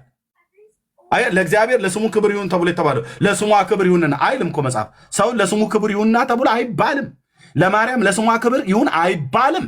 በእኔ አንደበት አጠራውም አልለውም አልኩ አልለውም አይባልም። ለስሙ ክብር ይሁን ተብሎ የተባለው አንድ ነው፣ ለበጉ ነው። እና ለስሟ ክብር ይሁንና እመቤታችን ወላዲተ አምላክ እመቤት አቁራሪተ በአሳሊተ ምሕረት አምላክ ወላዲተ አምላክ ወላዲተ ቃል ቶሎ አፍጥረው ይናገሩ፣ ነገር አያንዛዙ፣ አንጀት ይመስል አይጎትቱብን። ወይ ደግሞ ወጣቶቹ እንደሚሉት አየር አያያዙ፣ ቶሎ ፈጠን ብለው ይንገሩ። የወደቀውን አዳማዊ ተፈጥሯዊ ማንነት ነው የያዘችው ወይስ አይደለም የያዘችው? ኧረ እንዴት ሆኖ የወደቀውን ተፈጥሯዊ ማንነት አልያዘችም። ይሄ ማለት የኃጢአት ተፈጥሯዊ ማንነት ድቀተ ባህሪ ብሎ የሚለው የለባትም እያሉ ነው። የኔታ እንዴታ እመቤታችን ለሱ አይገባም ይሉልሃል። ታዲያ ቅዱስ ያሬድ እኮ በድጓው በመዝሙር መጽሐፍ ሁሉ አንጽሖ ስጋሃ ብሏል። ይሄ መናፍቃኑ ናቸው። እጃቸው እግራቸው ረጅም ነው። አስገቡ አስወጡ፣ እነሱ ናቸው የጻፉት ይላል። ራስክን ቻል፣ ራስክን እዛው ቻል። ኩኩ መለኮቴ ብሎ የሚል የገጠር እንትን ነበረን። እሷ በፈሳችሁ በእኔ ላከከችው የሚባል የእኔ እረኝነት ዘፈን የነበረ ድሮ ስንዘፍን የነበረው እሱን አታስታውሰኝ። ራስ እዛው አንዛርጠ ስታበቃ በፕሮቴስታንት አታሳብ። እዛው ተቻቻሉ እርስ በርሳችሁ። ማን ነው ቅዱስ ያሬድ ታዲያ አንጽዮ ስጋ ሀደረ ላዕሌሃ ማነው አንጽዮ ስጋ ቀዲሶኪ ሀደረ ላዕሌሃ ይላል። እሱ ማለት እኮ የመናፍቃኑ እጃቸው እግራቸው ምላሳቸው ረጅም ነው ምናምን ነገር ይሏል። ረጅም ስለሆነ አስገቡባቸው። ኦርቶዶክስ ሁሌ ስጠይቃት አስገቡብኝ ነው። እሷ አታስገባም። ሁሉ ቀን እንደተጠቃች ነው። እንደ መሲና ጊደር ማለት ነው። እኔ እንግዲህ ባላገርኝ ወዳጄ ቻለው ነገሬ ሁሉ ምሳሌ ሁሉ ባላገር ነው። አንተ ካሳንቺስ ላይ እኮ ተወልደ ምንም ያመጣው ነገር የለም። ያው ቡሌ ነው የምትለው፣ እኛ እንጀራ ብለህ የምትለው አንተ ቡሌ ነው የምትለው። ይሄ አሁን እንጀራን ቡሌ ብለህ ስሙን አበላሸው እንጂ ምን አቆነጃው። እና ምንድነው እንትና አስገብተውብን ነው ይለዋል ለሰበባቸው ምክንያት። ይሄው እኮ እዚህ ለሃ ማርያም ብሎ በሚለው መጽሐፍትና ድርሳነ ማርያም ላይ ሳነበው በገጽ 50 ላይ እንደዚህ ተብሎ ተጽፏል። ይገርማል። ኤርሚያስ እሱን እኮ መናፍቃኖቹ ናቸው ያስገቡብን ይለዋል። መጽሐፍቶቹን ይገርማል። እቺ ቤተክርስቲያን ገዝግዘው ሊጠሏት መናፍቃኑ እንዳለ አስገብተው ነው አስገቡብህ። እሺ አንተስ ካህን ስላልሆንክ ነው። ምን ያደርጋሉ እነዚህ የጠመጠሙ ሰዎች ሁሉ በሙሉ ተቀምጠው ምንድነው የሚያደርጉት? እኔ አሁን ቤት አለኝ የምኖርበት ማለት ነው። ሚስት አለችኝ፣ ልጆች አሉ። ቤቴን መጠበቅ የኔ ፈንታ ነው አይደለም። ሚስቴንም ልጆቼን መጠበቅ የኔ ፈንታ ነው አይደለም ነው። ይሄንን ኃላፊነት ማን የሰጠኝ? ዩናይትድ ኔሽን አይደለም እግዚአብሔር ነው የሰጠኝ። ስለዚህ መድኃኔዓለም ይፋረደኛል እኮ ሚስቴና ልጆቼን እኔ ነው የምጠብቀው። እኔን ካልገደልክ በስተቀር አንዳች ነገር አታደርግም። አንተም ልክ እንደዚሁ ነው፣ ልጆቻችሁና ሚስቶቻችሁ ጋር ቤተሰቦቻችሁ ጋር ማለት ነው። እና ግን መጥቶ እንትን ኤርሚያስ ነገር እኮ ቤት ተገኘ እንትና አስገብተው ቢኔ እንትና እጃቸው ረጅም ነው። ይሄኛውስ የእንትና እጃቸውና የእንትና እግራቸው ረጅም ስለሆነ ነው። እንደዚህ ነው አሁን እያሳበቡ ያሉት። ወደ ምዕራብ በር ቤተክርስቲያን ለምን ተሰራ? ወደ ፀሐይ መውጫ በር ለምን ተሰራ? ካቶሊክ ብቻ አስገባችብን። ታምረ ኢየሱስ ላይ እኮ የተገኘው መጽሐፍ ቁርአንም ላይ ተገኝቷል። ይሄንን ሰው ያው እንግዲህ ሙስሊሞቹ ናቸው ያስገቡብን። እንዲህ እናንተ እስላም ሲያስገባብህ፣ ካቶሊክ ሲያስገባብህ፣ ጴንጤ ሲያስገባብህ፣ ሁሉንም ያስገባብህ አይደል? ሁሉ ያስገቡብን ትላላችሁ አይደል? መድኃኔዓለም ምሕረት ያርግላችሁ። አስገቡብን። እነሱ አያስገቡም።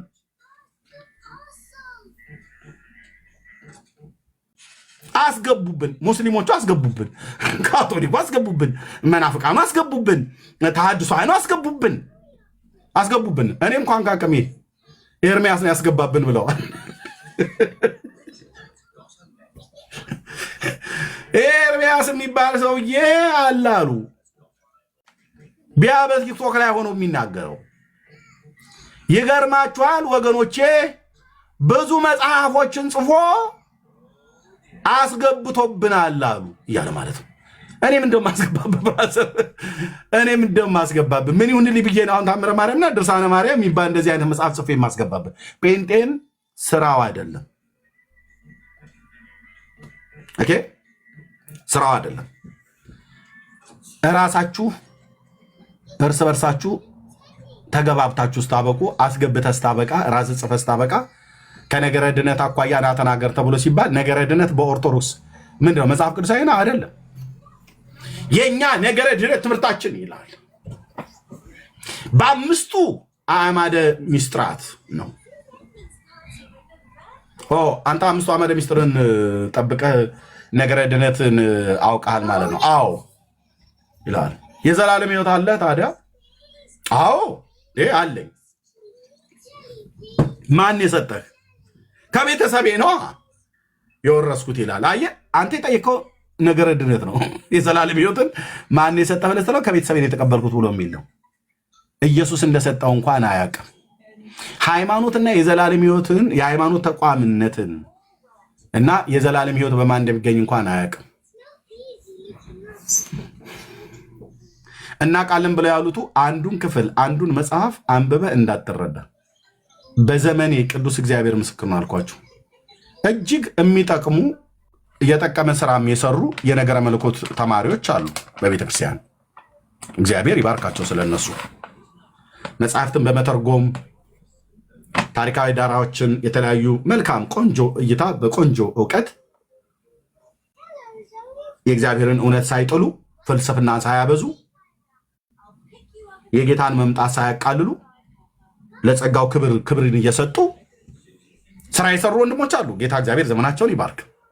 እነሱን እንሰማለን፣ መስማትም አለብን ስለምንጠቀም አሉልህ። ቴዎሎጂ ገብተው ተምረው ሰርተፊኬት ይዘው ወጥተዋል። ምንም አይሰሩ ምንም።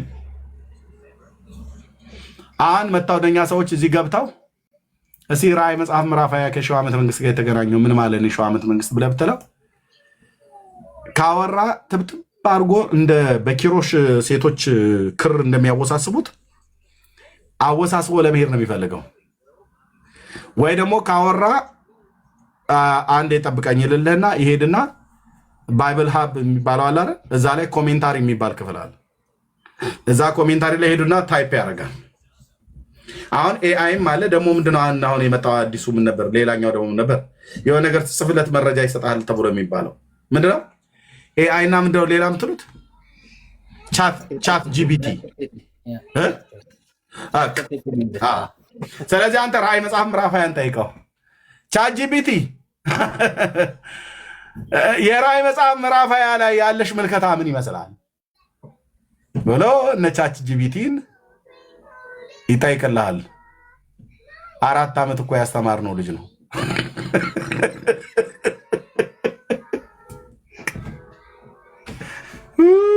አምላኬ አምላኬ አምላኬ ከቴዎሎጂም ተቀቅ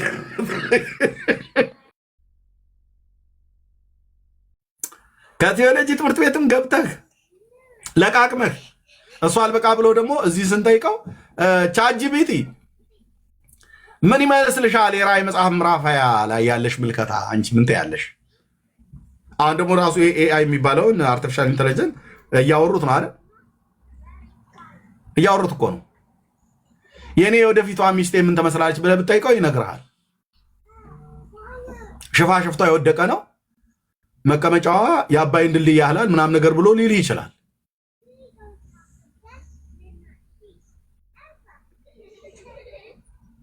እኔ ወንድሞቼ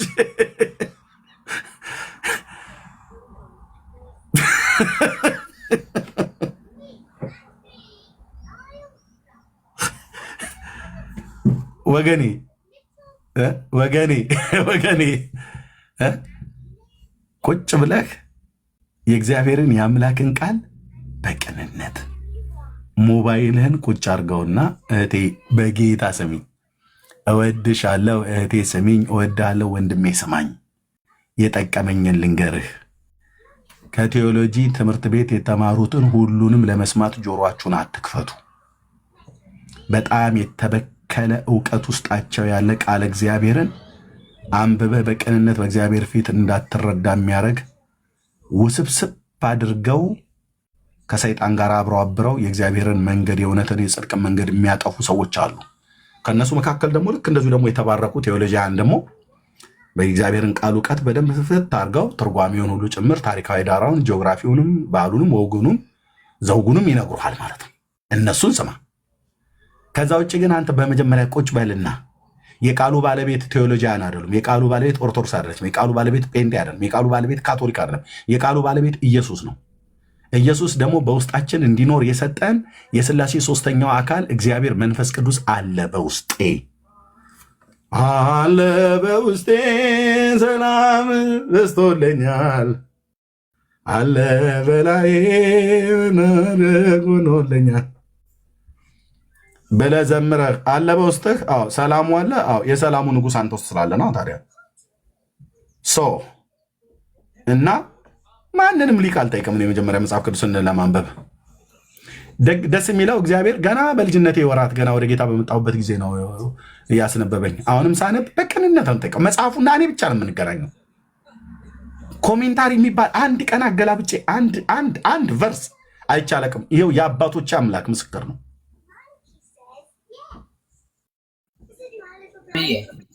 ያትከበትን ቢጠይቁት እኮ ማርያምና ሚካኤል ያማልዳሉ ወይ ምናምን ብለው ቢጠይቁት እኮ አያማልዱም ነው የሚላቸው። ታዲያ ጥሩ ፔንቴ ነው ቻትጂፒቲ በምንም ተአምር ያማልዳሉ አይልም። አይገርምም? የፈለግከው ብትጠይቀው በቃ መላእክትና እንትን ኢየሱስ ክርስቶስ ብቻ ነው የሚያማልደው። አዳኝም ኢየሱስ ክርስቶስ ነው። ኦርቶዶክስ ይህንን አሁን ብትሰማ አስገብተው ነው የምትለው። እዛም አስገብተው ነው የመናፍቃኑ እጅ ረጅም ስለሆነ እዛም አስገብተው ነው ብለው የሚሉት።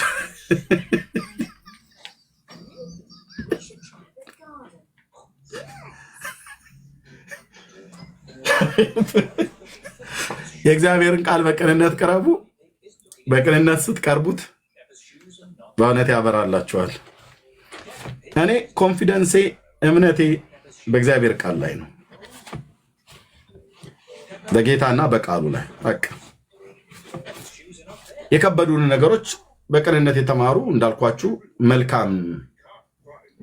መልካም መንፈስ ያላቸው እነሱን ወንድሞችን መስማት ቴዎሎጂያን የተባቱ መስማት ይጠቅማል ማለት ነው። የጌታ ምጽአትንና የሺውን ዓመት መንግስት ያወሳሰቡብን እነማን ናቸው ብለህ ብትል ሰይጣንና የቴዎሎጂ ተማሪዎች። አሁን እዚህ ሁለት የቴዎሎጂ ተማሪዎች ቢገቡ አይስማሙ። እኔ እናንተ ታፕታፕ ኮፒ ሊንክ ሼር እያደረግን ስንሰማቸው ብንውል ብናድር ምንም የረባ ነገር አያወሩ።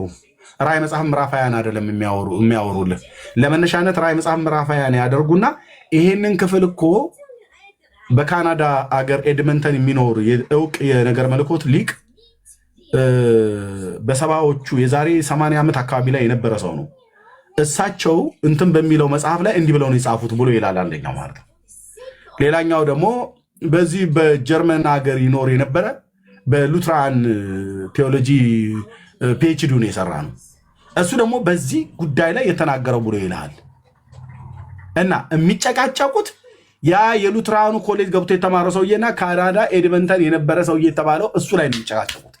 እኔ እናንተ ምን ይጠቅመናል? ምንም። ራዕይ መጽሐፍ ምዕራፍ 20 አብራሩ ብለው የነገሩንን የሆኑ ሁለት ቂማም ወንዶች በሆነ ዘመን ላይ የነበሩ የእነሱን ሀሳብ ይዘው ነው እዚህ የሚፏከቱልን ማለት ነው። አሁን መቅዲና ዲያቆን ወዲያ ራስ ቢሆኑ እዚህ ያሉት መቅዲ የካናዳውን አንብባ ከሆነ ወዲያ ራስ ደግሞ የኖርዌይ ይልላል። አንቾ ከጨመረች ኖ እዚህ ሲድኒ ይኖር የነበረ ሰው አለማቀው ብላ ማለት ነው። ተገኔን ከጨመርኩት እሱ ደግሞ ይሄድላል ሌላ ሀገር ላይ ሄዶ ፈልጎ በአሜሪካ በሂውስተን ቴክሳስ ይኖር የነበረ ሰው ብሎ ማለት ነው። አራቱም ብታዋቸው እንደ ምሳሌ አራቱም ይናጫሉ። አራቱም ራዕይ መጽሐፍ ምዕራፍ 20 አብራሩ ብለህ ብትሰጣቸው አራቱም ራዕይ መጽሐፍ ላይ መጽሐፍ የጻፉ አራት አይነት መልከታ ያላቸው ስለ አራት ቂማም ወንዶች ነው የሚያወሩት። እኔ እናንተ ታዲያ ራዕይ መጽሐፍ ምዕራፍ 20 ተብራራልን አልተብራራልንም? ስለዚህ አራት አይነት ምልከታ ነግረው ይሄዳሉ ማለት ነው። ከዛ እውነት አንጻራዊት ናት ይልላል ይመጣል። የአባቶች አምላክ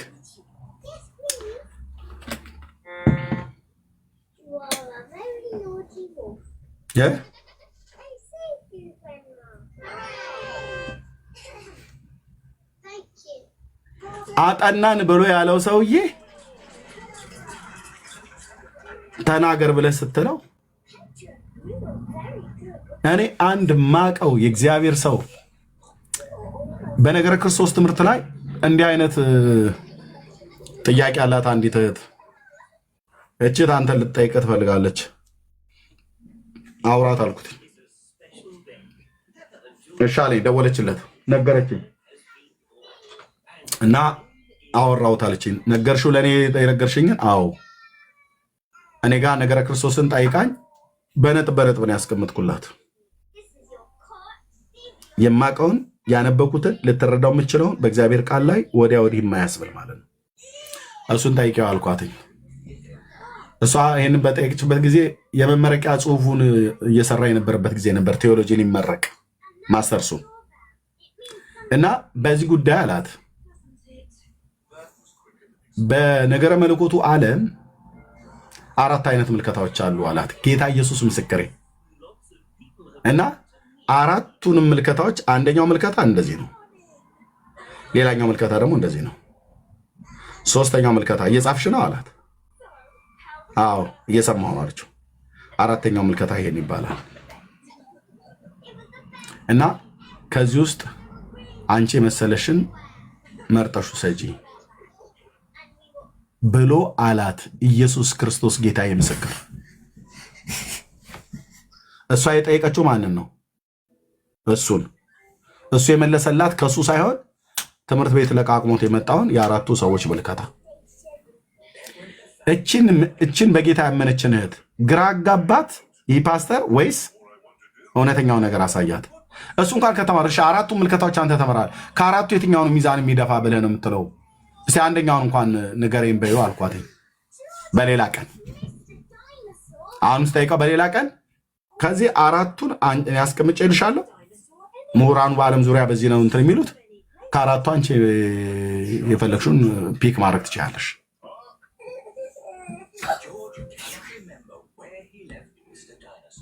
ወንድሞቼ እናቶቼ በጣም በጣም በጣም እንዲህ አይነት ትምህርት ማለት ነው። ሰው የኃጢአቱን ስርየት የኃጢአቱን ይቅርታ ለማግኘት የእግዚአብሔር ልጅ ኢየሱስ ክርስቶስን ማመን ብሎ የሚለው ማመን እኮ ማለት ዝም ብሎ ኢየሱስ ጌታ ነው ብሎ እያሉ መጮህ አይደለም። ኢየሱስ ጌታ ነው ተብሎ ሲባልም እኮ ጌቶች ተብሎ ከተባሉ እኮ ብዙዎች አሉ ብለው የሚሉ መካከላችን አሉ፣ ዘባቾች ማለት ነው። ከነሱ ሁሉ ለመዳን በተለይ ደግሞ ይሄ የነገረ ፍጻሜ በሚባል የጌታችን ኢየሱስ ክርስቶስ መምጣት ላይ እንደ ነገረ መለኮት ተማሪዎች ልጋጋቸውን የጠረገበት ማንም ሰው የለም። በዚህ ትምህርት ላይ ልጋጋቸውን አልኩ፣ ነጮች ባላቸው ጥቁሮች ባላቸው በሙሉ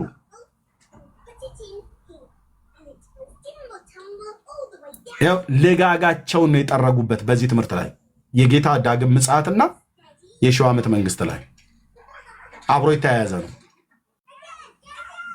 አንድ ቴዎሎጂያዊ ቢገባ የሺህ ዓመት መንግስት የሚባል የለም። ኤርሚያስ ዝም ብለህ እዚህ ህዝቡን አታንጋተው ነው የሚለው። እዚሁ ወንድሞች ብለን ከምንጠራቸው መካከል እንኳን የሚገቡ ጌታ ይመጣል ብለህ ምጥራው ዝም ብለህ እንትራት እባክህ፣ ሌላ ነገር ሌላ ርዕስ የለም ይሏችኋል። ዘባቾች መካከላችን የተነሱ ከውጭ የሚገቡ ማለት ነው። በቅንነት የእግዚአብሔርን ቃል ግን ለምታነቡ የአምላካችን የእግዚአብሔር ቃል ባልተወሳሰበ በግልጽ አማርኛ ከዚህ ከእናንተ ወደ ሰማይ ሲሄድ ያያችሁት ኢየሱስ እንዲሁ ተመልሶ ይመጣል ብለው ለሐዋርያቱ ለገሊላ ሰዎች እነዛ 2 ነጫጭ ልብስ የለበሱ በቢታንያ በደብረ ዘይት ተራራ ላይ ጌታ እያደረገ በነበረበት ሰዓት ላይ የተናገሩ መላእክት እንደሆኑ በደንብ እርግጥ ነው።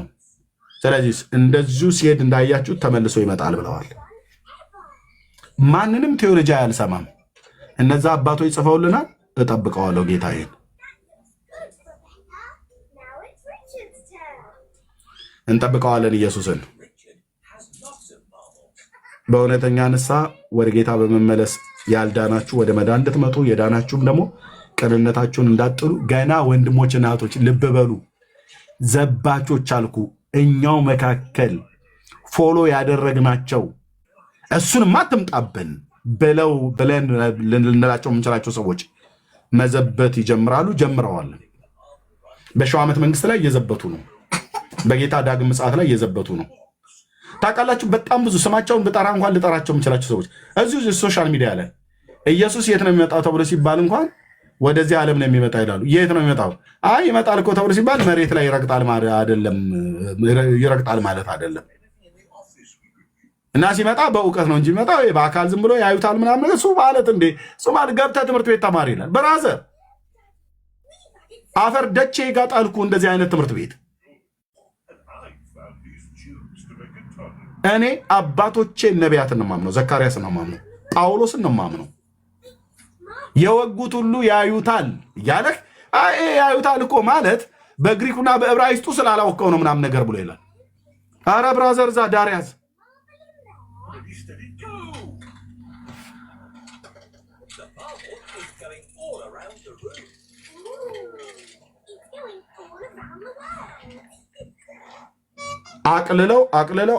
አቅልለው በቃ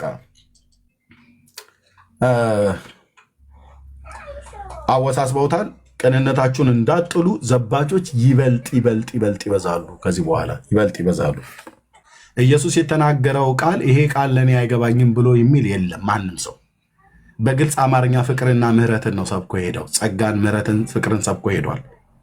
ኦኬ ለመዳን ብራዘር በኦርቶዶክስ ካልቸር፣ በካቶሊክ ካልቸር፣ በፕሮቴስታንት ካልቸር የሚባል አትድንም። በፕሮቴስታንት ውስጥ በምንድነው በሪፎርሜሽን ካልቸር፣ በሉትራውያን ካልቸር፣ በፔንቴኮስታል ካልቸር፣ በኦርቶዶክስ ደግሞ ብትሄድ በቅባቶች ካልቸር፣ በካራ ካልቸር፣ በጸጋዎች ካልቸር ምናምን ካልቸር በካልቸር አትድንም። መዳን በእግዚአብሔር ልጅ በኢየሱስ ክርስቶስ በማመን ብቻ ነው። ፍርድስ የእግዚአብሔር ልጅ ያላመነ ይፈረድበታል። በቃ ይሄ ነው። በእርሱ የሚያምን ሁሉ የዘላለም ሕይወት እንዲኖረው እንጂ እንዳይጠፋ እግዚአብሔር አንድያ ልጁን እስኪሰጥ ድረስ ዓለሙን እንዲወደዋል። ዓለም በልጁ አምኖ እንዲድን እንጂ በዓለም እንዲፈርድ እግዚአብሔር ወደ ዓለም አላከውም ይላል። በእርሱ በሚያምን አይፈረድበትም። በእርሱ የማያምን ግን በአንዱ በእግዚአብሔር ልጅ ስም ስላላመነ አሁን ተፈርዶበታል ይላል። የማይፈረድብህም በእግዚአብሔር ልጅ ካመንክ ነው የማይፈረድብህ። የሚፈረድብህም በእግዚአብሔር ልጅ ስላላመንክ ነው። የእግዚአብሔር ልጅ ደግሞ ያለው ምንድነው? ግልጽና አጭር ነው። ትንሣኤና ሕይወት እኔ ነኝ፣ የሚያምንብኝ ቢሞት እንኳን ሕያው ይሆናል። አለቀ። ቴዎሎጂያኑ ጋር ብትሄድ ይህንን ያወሳስቡልሃል። ኦርቶዶክስ በለው ካቶሊክ፣ አይሁድ በል የአይሁድ ራባዮች የእግዚአብሔርን ቃል አወሳስበው ፈሪሳውያን፣ ሰዱቃውያን፣ ጸሐፍት፣ አሴናውያን የተባሉት አወሳስበው ጌታ እንዳለው የእውቀትን መክፈቻ ስለወሰዳችሁ ወዮላችሁ ብሎ እንዳላቸው ማለት ነው። ወይ እናንተ አትገቡ ወይ የሚገቡትን አታስገቡ ብሎ እንዳላቸው። አሁንም የኦርቶዶክስ ምሁራን የእግዚአብሔርን ቃል የመዳንን መንገድ እያወሳሰቡ፣ የጴንጤ ምሁራን የመዳንን መንገድ እያወሳሰቡ፣ የካቶሊክ ምሁራን የመዳንን መንገድ እያወሳሰቡ ኢየሱስን እያጠፉብን የመዳንን መንገድ እንደ ከባድ ነገር አድርገው በቴዎሎጂ ትምህርት ቤት በእንትና በሚባለው በፕሮፌሰሩ እንትና የሚባሉት የሳቸው እይታ የሳቸው ምልከታ እየተባለ ማለት ነው። የራሳቸው ጉዳይ አንድም የነገረ መለኮት ሊቅ ለእኔ ድህነት የሚሆነውን የቤዛነት ስራ የሰራ የለም። ጳጳስ በለው፣ ፓስተር በለው፣ ሼክ በለው፣ ራባይ በለው፣ በቃ አንዱ ጌታ የሁሉ ጌታ ነው። ለሚጠሩት ሁሉ ባለጠጋ ነው። የጌታን ስም የሚጠራ ይድናል ተብሎ ተጽፏል። ኢየሱስ ጌታ እንደሆነ በአፍህ ብትመሰክር እግዚአብሔርም ከሙታን እንዳስነሳው በልብ ብታምን ትድናለህ። አለቅ። ኢየሱስ ለበደል ለኃጢአት ሞቶልኛል፣ እኔን ስለማጥረቅ በሶስተኛው ቀን ተነስቷል። ያ ሞት የኔ ሞት ነው። ሞቴን ሞቶልኝ ህይወቱን ሰጠኝ። ይህን ህይወት በእምነት እቀበለዋለሁ ብለህ ስትቀበል ትድናለህ። ብራዘር በእንትና ካልቸር ይላል ይመጣል።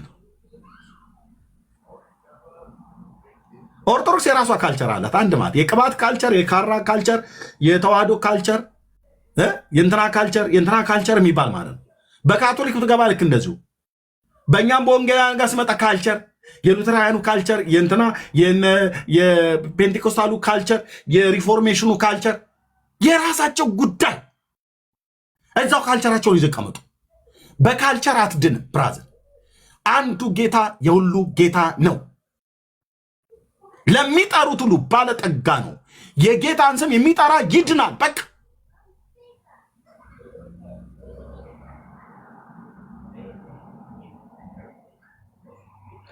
ፍልፈል አፈሪ መስል አንድ ቪዲዮ የምትቆርጥ እቺ አንድ ማነች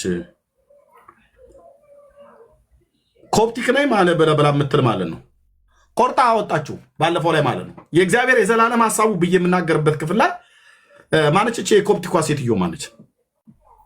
አሮጊቷ ማለት ነው። ኤርትራዊቷ ናት አይደለ? አይሆን ማነው ስሟ? ማነው ስሟ? እማሆይ ማነው ስሟ? አላቆ ማና ሀሳብ ቆይ ቪዲዮ ላሰማችሁ ስለፈለኩ ነው። ማናው ስሟ ማን ነው? ኦኬ ኤደን ናት እያሉ ነው። ከስር እየጻፉልህ ነው። ኤደን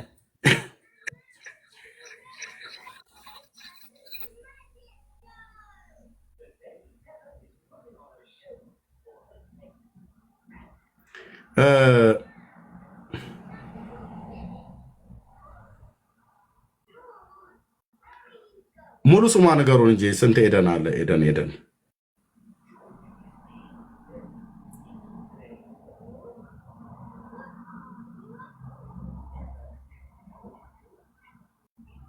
ኦኬ የእግዚአብሔር አብ የዘላለም ሐሳቡ ብሎ የሚለውን ክፍል ላይ የተናገርኩትን ኢየሱስን ስለማትወደው ቆረጠችው። በጣም የሚገርማችሁ ማለት ነው። ስታሰማ ለምን ሙሉውን ጨርሳ አላሰማችሁም?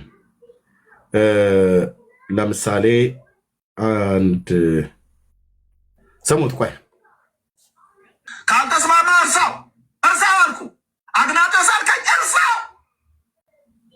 የእግዚአብሔር አብ የዘላለም ሐሳቡ አግናጦስን ቆረጠችው። ቆረጠችው። አየው። ቆይ ላሳያችሁ ፕሊስ። ኢየሱስን ምን ያህል እንደማይወዱት እነኚህ ኮፕቲክም በላቸው ምንም በምትሏቸው ማለት ነው። እዩት። የእግዚአብሔር አብ የዘላለም ሐሳቡ አግናጤዎስ እያልክ እንድትኖር አይደለም፣ የተሰቀለው ልጁን ለመስበክ ነው፣ እንድሰብክለት ነው ብሎ የሚል ነው የተናገርኩትኝ።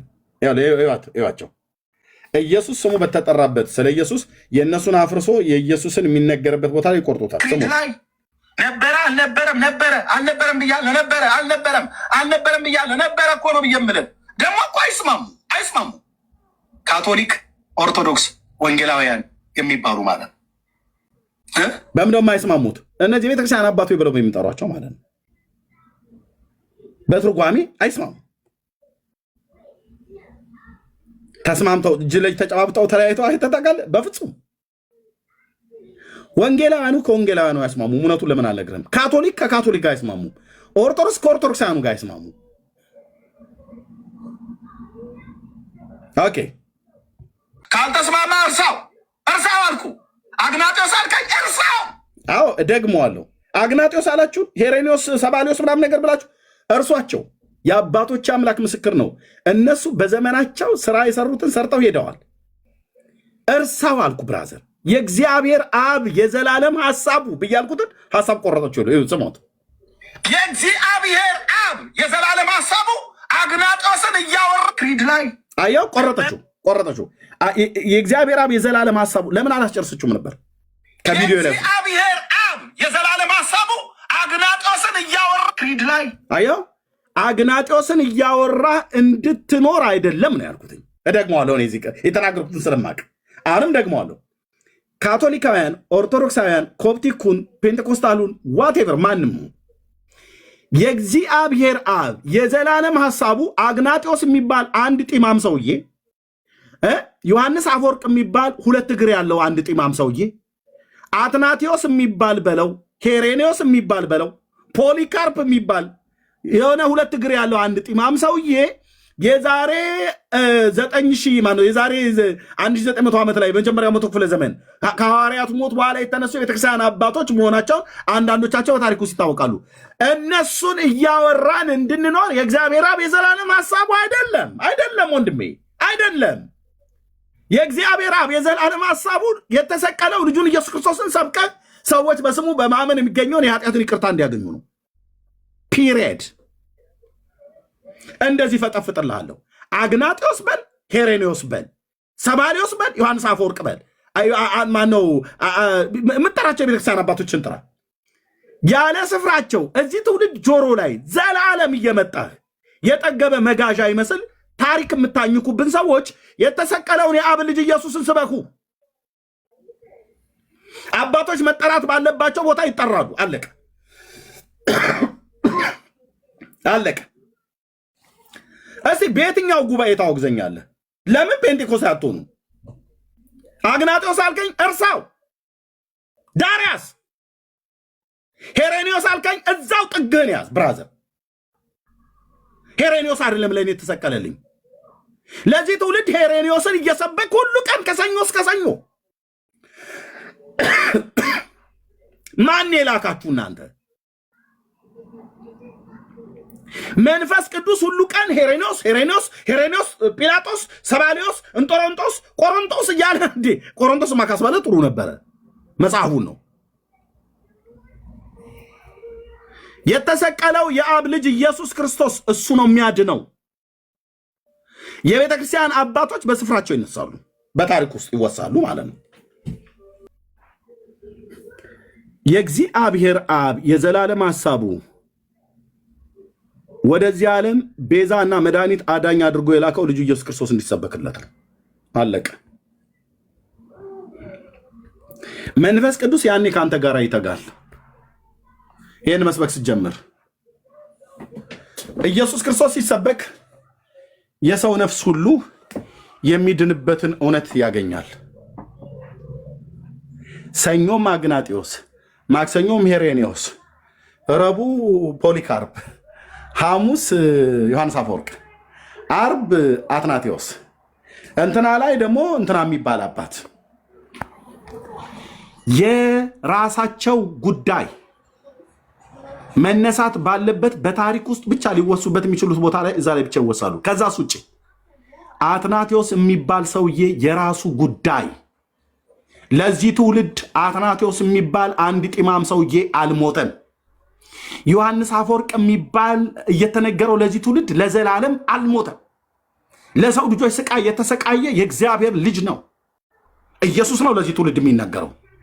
ሰኞም ማክሰኞም ሮብም ሐሙስም የምትነግረው የምትሰብከው የሱን ፍቅር፣ የሱን ቸርነት፣ የሱን ምሕረት፣ የምሕረቱን ባለጠግነት፣ የጸጋውን ባለጠግነት፣ የፍቅሩን ባለጠግነት ነው ለነፍሴ ልትነግራት የሚገባው። ለሰዎችም ነፍስ ልንነግረው የሚገባው። ኢየሱስ ይወድሃል አንተ ወንድም፣ አንቺ እህት፣ ኢየሱስ ይወድሻል ነው ልትባል የሚገባው። እንዴት አንቺን የምታህል ሴትዮ መጥቶ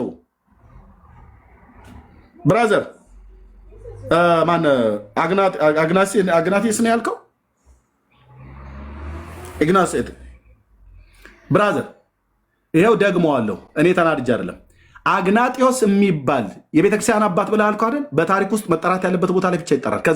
ከዛስ ውጭ የራሱ ጉዳይ ነው። የራሱ ጉዳይ ብራዘር።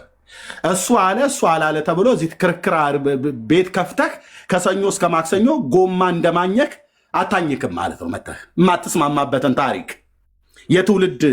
የትውልድ ታሪክ አተላ ማለት ነው። ያው ደግመዋለሁ። የትውልድ ታሪክ አተላ እኛ ላይ መታ አትደፋም። አሁን የጻፍከው ወንድም ከታች ያለው ጴንጤ ነህ። ጴንጤው እንኳን እርስ በርሱ አይስማማም በአግናጢዮስ። ኦርቶዶክስ ነህ። ኦርቶዶክስ እንኳን አትስማማም በአግናጢዮስ። ካቶሊክ ነህ። ካቶሊክም አትስማማም በአግናጢዮስ። ምን ያደርግልኛል ታዲያ አግናጢዮስ? ዘላለም እሱን እየመጣ የምታወራ ለዚህ ትውልድ እሱ ነው እንደ ሞተልን፣ እሱ ነው እንደ ተሰቀለልን፣ እሱ ነው እንደ ለነፍሳችን ቤዛ የሆነው። ዋቴቨር የምጠሯቸውን ሁሉ አልኩ አውርጄ ፈጠፍጥላለሁ። ታች ነው ቁጭ ማድረገው። መጠራት ባለባቸው ቦታ ይጠራሉ። እንኳን አትናቴዎስ አይደለም አብርሃም እንኳን እኮ ብራዘር እዚህ አሁን አምጥተህ አብርሃም አትልም። የእምነቱን ፍለጋ እንድትከተል ከእሱ ላይ ቆመ ልትሰብክ ትችላል። የእምነት አባት ነውና እንጂ ግን አብርሃም ማለት ለአብርሃም ማለት የአብርሃም ስም አብርሃምን ያመነ በአብርሃም የተማመነ ምናምን ነገር ብለህ አብርሃም እንኳን ያጻድቅ አባት እንኳን አይሰበክም እኮ ነው ብዬ የምልህ። ሰማይ ነው የላከኝ፣ እግዚአብሔር ነው የላከኝ። አይሰበክም። የአብርሃም ልጅ ኢየሱስ ነው የሚሰበከው።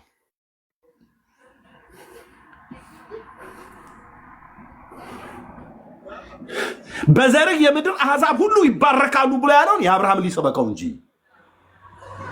ጎማ አታኝክብን። የትውልድ ታሪክ አተላ አምጥታችሁ እዚህ ማለት ነው። የትውልድ ታሪክ አተላ አልኩ። እኔ ላይ አትደፉም። እኔ መልሼ ደፋብሃለሁ። ላይ ልክ እኮ አለው ወንድሞች። የቤተክርስቲያን አባቶች ሲጠሩ እኮ ልክ አለው። ልክ ይበጅለት ይገባል። እያቸው በሙሉ ታዘቡ። ከዚሁ ከኛ ከወንጌላውያን አማኞች ጀምሮ እዚህ ሶሻል ሚዲያ ላይ የወጡቱ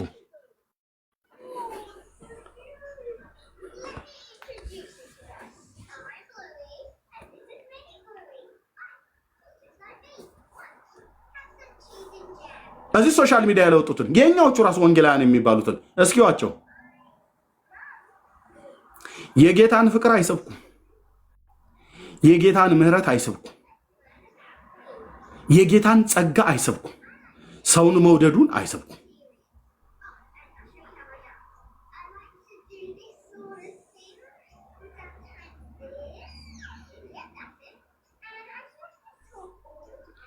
የጌታን መምጣት አይሰብኩም። የሺውን ዓመት መንግስት አይሰብኩም።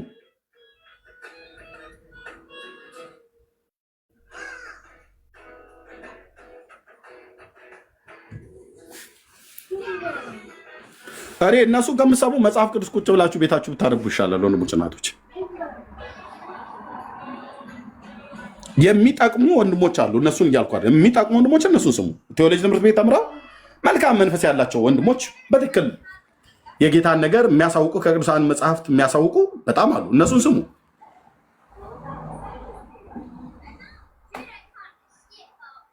አላካቸውም። ኢየሱስ እግዚአብሔር ምስክሬ ነው።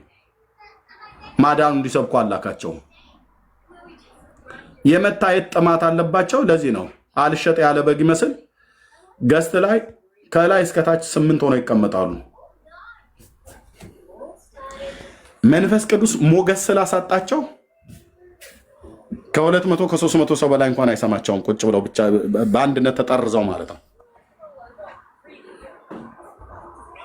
የትውልድ ታሪክ አተላ ሊደፉ ማለት ሁሉ ቀን ወንድሞች እናቶች ሲጸልዩ አታያቸው፣ ሲያጽናኑ አታያቸው፣ ሲሰብኩ አታያቸው፣ ሲያስተምሩ አታያቸው።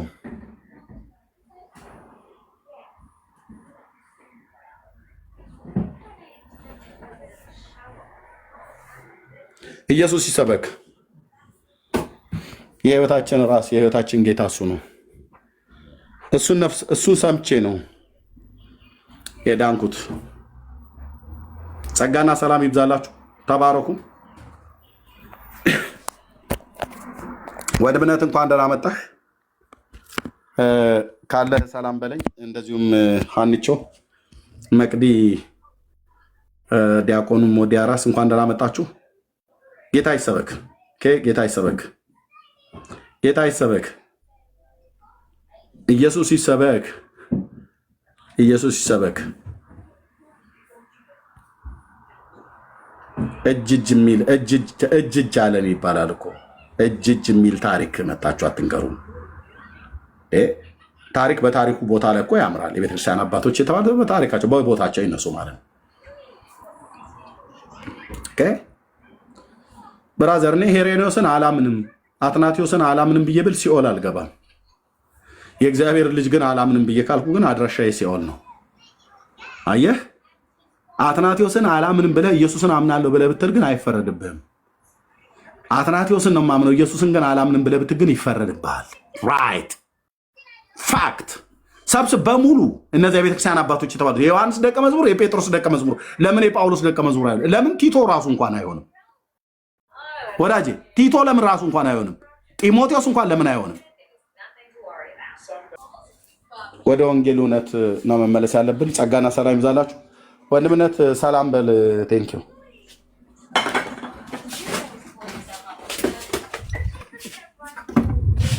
እሺ፣ እንደምን አደራችሁ?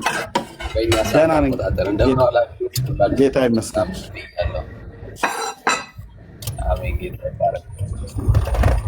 ቴንኪው። አሪፍ ፖይንትን ያነሳኸው እኔም ሁሌም ማስበው ሀሳብ ነው እና 4 ነጥባችን ሊሆን የሚገባው መዝጊያችን ኢየሱስ ላይ ማተኮር እንድንችል ነው እና በተለይ አባቶች እንቀበላለን፣ ምንም ጥያቄ የለውም እንዳልከው። ግን ደግሞ ቅድሚያ የምንሰጠው አባቶችን የምንመዝነው በሕያው ቃሉ በአምላክ ቃል እግዚአብሔር ቃል ምን አለ ነው የምንለው አስቀድመን። ኦኬ፣ ይህንን የእግዚአብሔርን ቃል ደግሞ አባቶች ውስጥ በዚህ ደረጃ ምን ብለው አወሩ። ግን ሁሌ ደግሞ እነሱን እንደ መጀመሪያ አድርጎ ቃሉን ትቶ መሄድ ተገቢ አይደለም እና ጥሩ ማሳሰቢያ ነው። በጣም ጥሩ ማሳሰቢያ ነው። ለቤተክርስቲያን ፈተና ነው የሚሆነው በተለይ ምክንያቱም ሁሉም አባቶች አንድ አይነት አቋም የላቸውም። ኢቨን ኦርቶዶክስ ራሱ አሁን ኦርቶዶክስ ራሱ አሁን ተርቱሊያንን የማትቀበልበት ትምህርት አላት። አትቀበለው፣ ምክንያቱም ሁሉ ትምህርቷ ከእሷ ጋር የሚስማማ አይደለም። የህፃናት ጥምቀትን ያወግዛል። አትቀበለውም በሁሉ ነገር ማለት ነው። በሁሉ ነገር አትቀበለውም። እያንዳንዱ አባቶችን ብታይ ቤተክርስቲያን በብዙ ነገር የማይቀበሉት የራሳቸው ጉዳይ አላቸው፣ ሁሉም ነገር ማለት ነው። እና ስለዚህ የሆነ አባትን ስታነሳ ያ አባት ያወራው ነገር ሁሉ ትክክል ነው፣ ያወራው የተናገረው ነገር ሁሉ እውነት ነው ብላ አይደለም ቤተክርስቲያን የምታምነው፣ በፍጹም ማለት ነው። እንደሱ ብላ አታምነው። ምክንያቱም እያንዳንዱ አባት በሆነ ነገር ላይ ትክክል ሊሆን ይችላል፣ በሁሉ ነገር ግን ትክክል ላይሆን ይችላል። የእግዚአብሔርን ቃል መሰረት ያደረገ ክርስትና ከሌለን በስተቀር አባቶችን ሙሉ እየተከተልን የምንሄድ ከሆነ ሚስ የምናደርጋቸው ፖይንቶች አሉ። ምክንያቱም ሁሉም አባቶች በሁሉ ነገር ላይ ትክክል ስላልሆኑ ማለት ነው። እና ይህ በጣም መታረም ያለበት ጥሩ ማሳሰቢያ ነው። ኢቭን ኦርቶዶክሳውያን ይሁን ካቶሊካውያን የሚጠሯቸው አባቶች ከራሳቸው ትምህርት ጋር የተስማሙትን ከራሳቸው ትምህርት ጋር የሄዱትን ጉዳዮች ላይ ብቻ ነው የሚጠሯቸው። ኦኬ፣ ሁሌ እንደ ቋሚ ፒለር አድርገው አይጠሯቸውም። ምክንያቱም ሁሉ አባት መሸሸጊያ መደበቂያ ስለማይሆን ማለት ለትምህርቶቻቸው እና ኤርሊ ቸርች ፋዘርስን ስናይ የምናወራው ምንድነው? በተለይ በቤተክርስቲያኑ እኛ አሁን ላይ ለምንረዳቸው መረዳቶች ቢያንስ የቀረበ ነገር አላቸው ወይ ነው። አሁን እኛ እንደምንረዳ ቅርብ የሆነ ነገር አላቸው ብሎ ክሮስ ቼክ ለማድረግ ነው እንጂ እነሱ ላይ የሚመሰረት በእነሱ ላይ የጸና እነሱን ከእግዚአብሔር ቃል አስበልጦ የሚደረግ የትኛውም ትምህርት ትክክል አይደለም። ምክንያቱም እናያለን፣ ግን ትልቁ ባለስልጣን ለጴንጤ መጽሐፍ ቅዱስ ነው፣ የእግዚአብሔር ቃል። የስልጣኑ ባለቤት መጽሐፍ ቅዱስ ነው። በእግዚአብሔር ቃል ነው ሁሉ ነገር የሚዳኘው። እና በጣም ሚስ እያደረግን ያለው ትልቅ ፖይንት እንደሆነ አስባለሁ። እና ወደ ቃሉ እንመለስ። ኢየሱስን ፎከስ እናድርግ። በጣም ወሳኝ ነው። ጸጋ ይብዛልን። እንግዲህ ወንድምነት ተባረክ። ይሰመርበት ወገን ይሰመርበት። በምትሄዱባቸው ቤቶች ሁሉ ኢየሱስ ርዕስ ነው ወይ?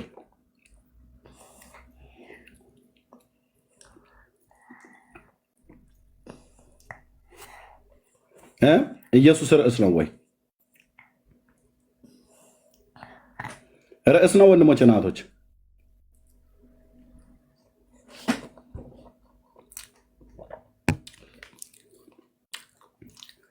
ርዕስ ነው ሲሰበክ ሰምታችሁ ታውቃላችሁ? የለም።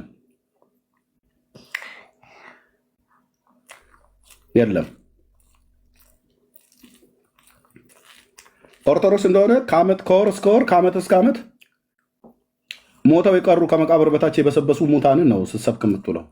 እግራቸው ተቆረጠ፣ አይናቸው ጠፋ እያለች ማለት ነው።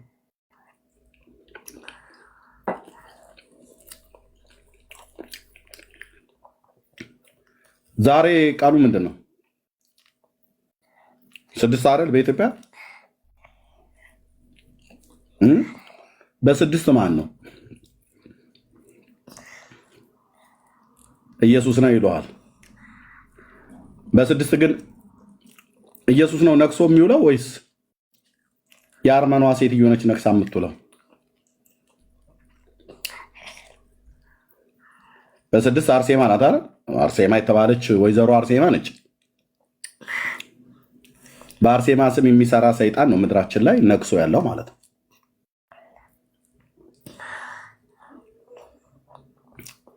ጌታ ይሰበክ። ለአንተ የሚያስፈልግህ ለእኔ የሚያስፈልገኝ ለዓለም ሁሉ ያስፈልገው የሚያስፈልገንም የእግዚአብሔር ልጅ ኢየሱስ ነው። እሱን እንስበክ ነው ብያልኩትኝ። እሱን ለመስማት ጆሮአችንን እንክፈት። መጽሐፍ ቅዱስን በቅንነት እናንብብ ነው እያልኩ ያለሁት። ተባረኩ። ነቅድዬ ኤርሚ እንዴት አደርሽ? እግዚአብሔር ይመስገን። እንዴት ነህ ኤርሚ? ደህና ነኝ ጌታ ይመስገን። የምትውሉት ካለ ማለት ትችላላችሁ። ለአንቺም ለአኒ ዲያቆኑ ልስጣውና ሸርሚ ሰላም ያለው ቅዱሳን እህታችን እዚህ ጋር ሁለት ወንድሞች አላችሁ። ዳንዬ የጌታ ሰላምና ጸጋ ይብዛላችሁ። እንዲሁም ከታች ያላችሁ 316 ሰዎች አላችሁ። በጌታ የሆናችሁም ያልሆናችሁም የጌታ ሰላምና ጸጋ ይብዛላችሁ። እንግዲህ እኛ ሌላ ምንም እንትን የለንም። የእግዚአብሔር ቃል እንደተናገረው የሞተው ከሞተም የተነሳው እንዲሁም ደግሞ ያረገው በአብ ቀኝ የተቀመጠው እሱ ኢየሱስ ክርስቶስ እንደሚመጣ እናምናለን።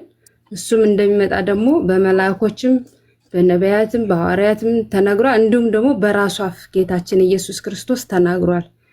ዮሐንስ ወንጌል ምዕራፍ 14 ቁጥር 25 እንደዚህ ይላል፣ ከእናንተ ዘንድ ስኖር እንዲህ ነገረዋችሁ፣ አብ በስሜ የላከው ግን መንፈስ ቅዱስ የሆነው አጽናኝ እሱ ሁሉን ያሳስባችኋል፣ እኔ የነገሯችሁንም ሁሉ ያሳስባችኋል። ሰላሜን እተውላችኋለሁ፣ ሰላሜን እሰጣችኋለሁ። እኔ የምሰጣችሁ ዓለም እንደሚሰጣችሁ አይደለም። ልባችሁ አይታወክ አይፍራም። እኔ እሄዳለሁ ወደ እናንተም እመጣለሁ። እኔ እሄዳለሁ ወደ እናንተም እመጣለሁ ያለን ጌታ አለ። እስኪመጣ ድረስ እንጠብቀዋለን። እሄዳለሁ እመጣለሁ ያለን ጌታ አለ። እሄዳለሁ ብሏል። አዎ ሄዷል። እመጣለሁ ያለን ደግሞ ጌታ አለ። ይመጣል። እስኪመጣ ድረስ እንጠብቃለን። ጸንተን እንጠብቃለን። ሰላሙን ሰጥቶናል። እረፍት ሰጥቶናል። እኔ የምሰጣችሁ ሰላም ዓለም እንደሚሰጣችሁ አይደለም ብሎናል። ዓለም ጋር መታወክ አለ። ዓለም ጋር እርብሻ አለ። ጌታ ጋር ደግሞ እረፍት አለ። ጸንተን እንድንቆም የሚያደርገን የራሳችን ዕውቀት፣ የራሳችን ብቃት፣ የራሳችን የሆነ ነገር አይደለም። መንፈስ ቅዱስ እሱ በመጣ ጊዜ የነገረዋችሁን ሁሉ ምን ይላችኋል? ያሳስባችኋል። የጌታን ምጽአት የሚያሳስበን፣ የጌታን መንጣት የሚያሳስበን፣ እንድንጸና ተግተን እንድንጠብቀው የሚያደርገን ምን ነው? መንፈስ ቅዱስ ነው። በራሳችን አይደለም። ይመጣል ስንል አይተነው አይደለም። የሆነ የሚታይ ነገር ተስፋ የሚደረግ ነገር የለም። ግንሳ መንፈስ ቅዱስ ከኛ ጋር ሲኖር ምን እንላለን? ዕለት ዕለት መንጣቱን እንጠብቃለን። ሙሽራ አለን፣ ተዘጋጅተን እንጠብቃለን። እሱ የነገርኳችሁን ሁሉ ምን ይላችኋል? ያሳስባችኋል። ብቻውን ትቶን እሱ መጣ ትቶን አይደለም ሄደው፣ ከኛ ዘንድ አስቀምጦልን ይሄዳል። መንፈስ ቅዱስ በትኖን አይደለም ሄደው፣ መንፈስ ቅዱስን ሰጥቶን ሄደው። የኛ መልካም እረኛ ይሄ ነው፣ ለበጎቹ የሚጠነቀቅ ዝም ብሎ አይደለም ሜዳ ላይ ትቶን ሄደው። እመጣለሁ ሲል ግን ነገሮችን እመጣለሁ ብሎ አይደለም ሄደው። ሁሉ ጊዜ እያስታወሰ የነገረንን ጌታ ያንን ያለንን ነገር ጸንተን እንድንጠብቅ፣ እንድናስበው፣ እንድናስታውሰው፣ ዕለት ዕለት እንድንተጋበት የሚያደርገን ማን ነው? መንፈስ ቅዱስ። ዕለት ዕለት እንድንቃተት የሚያደርገን ማን ነው? መንፈስ ቅዱስ። አሜን ማራናታ እንድንል የሚያደርገን ማን ነው? መንፈስ ቅዱስ። ይሄ ጌታ በእርግጥም እመጣለሁ እንዳለ ይመጣል። እንጠብቃለን። ሙሽራችን ይመጣል። ጌታ ኢየሱስ ይባርካችሁ። በዚህ እውነት እንቆያለን። ተባረኩ። ሊቀጥሉ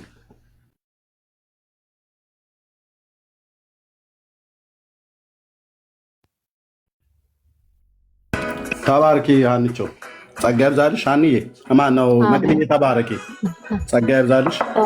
ቴንኪው ታችን አንዬ ቀጥይ። እግዚአብሔር ይባርክህ። ጠፍታ ነበር ኤርሚዬ፣ እንኳን ደህና መጣህ። እግዚአብሔር አምላክ የተባረከ ይሁን። ኢየሱስ ክርስቶስ ይመጣል። በጣም የምወደው ትምህርት፣ በጣም የምጠባበቀው ተስፋችን ነው። ኢየሱስ ክርስቶስ እንዲሁ አይደለም የተወን፣ ተስፋን የሰጠን የታመነ ጌታ ነው። ጌታ ኢየሱስ ክርስቶስ በክብር ይመጣል። ከመቼውም በላይ ደግሞ እጅግ ቀርቧል። በጣም ቀርቧል። በቃ ይሄ ነው መንፈስ ቅዱስ ውስጣችን በጌታ የሆነውን የሚመሰክርልን። ብዙ ነገር አለ። የጌታ ኢየሱስ ክርስቶስ የሆነው እናውቀዋለን። ይሄ የወደደን ተስፋችን የመረጠን ጌታ ኢየሱስ ክርስቶስ በክብር ይመጣል። የእግዚአብሔር ቃል በብዙ ቦታ በብዙ ስፍራ ይመሰክርልናል። ምክንያቱም እንዲሁ አይደለም ተስፋ እንደሌላ ትቶን የሄደው ጌታ ተመልሶ እንደሚመጣ በክብር ያውም ደግሞ የወጉት ሁሉ ያዩታል ይላል መጽሐፍ ቅዱስ። በመላእክት ታጅቦ በቅዱሳን ታጅቦ በክብር ይመጣል ጌታችን። ይሄ የምንጠብቀው የኛ ተስፋ ደግሞ ይወስደናል ከዚህ ዓለም ድካም ሊያሳርፈን። ስለዚህ ሁል ጊዜ እንዳልከውም መመሪያችን የምንጠብቅበት ተስፋችን መጽሐፍ ቅዱሳችን ነው።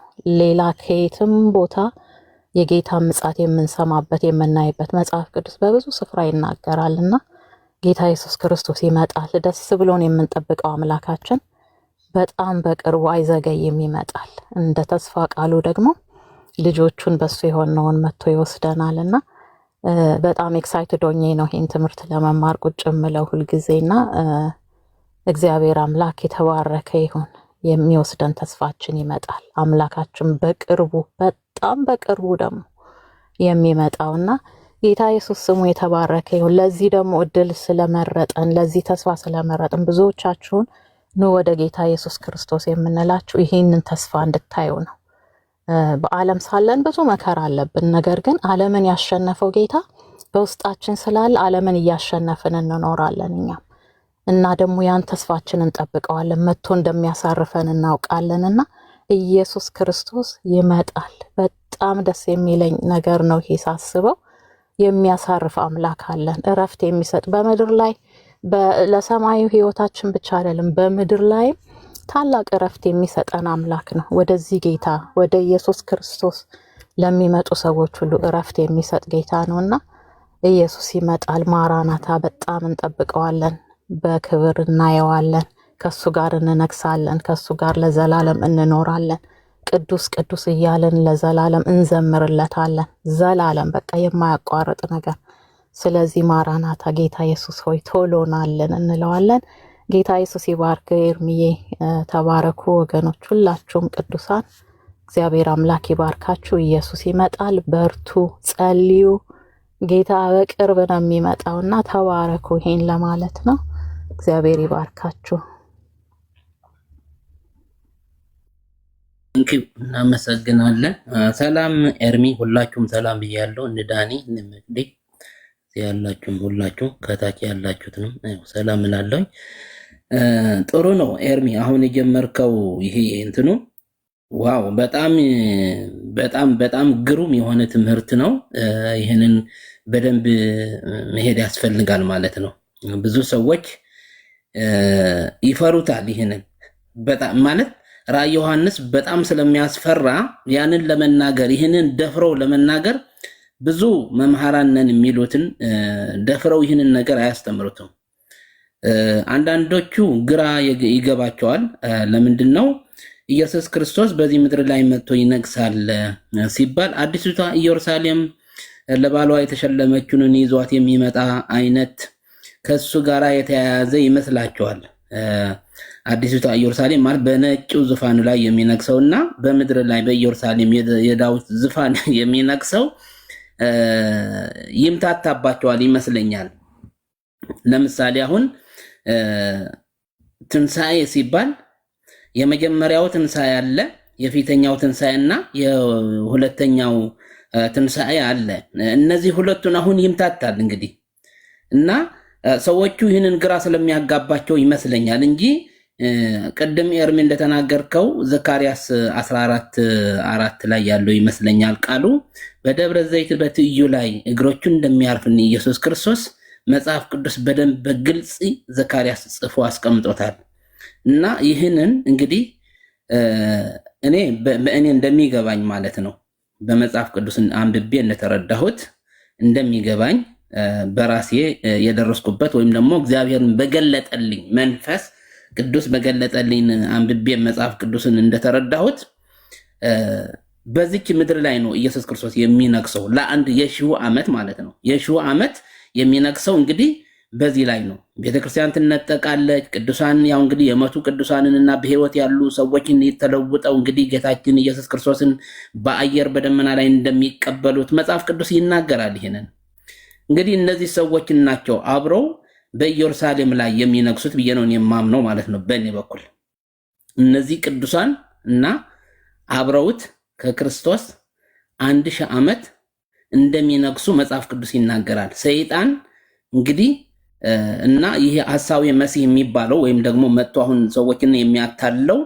አብረው ወደ እሳት ባህር ምንድነው የሚለው ወደ እሳቱ እንደታስረው እንደሚጣሉ መጽሐፍ ቅዱስ ይናገራል።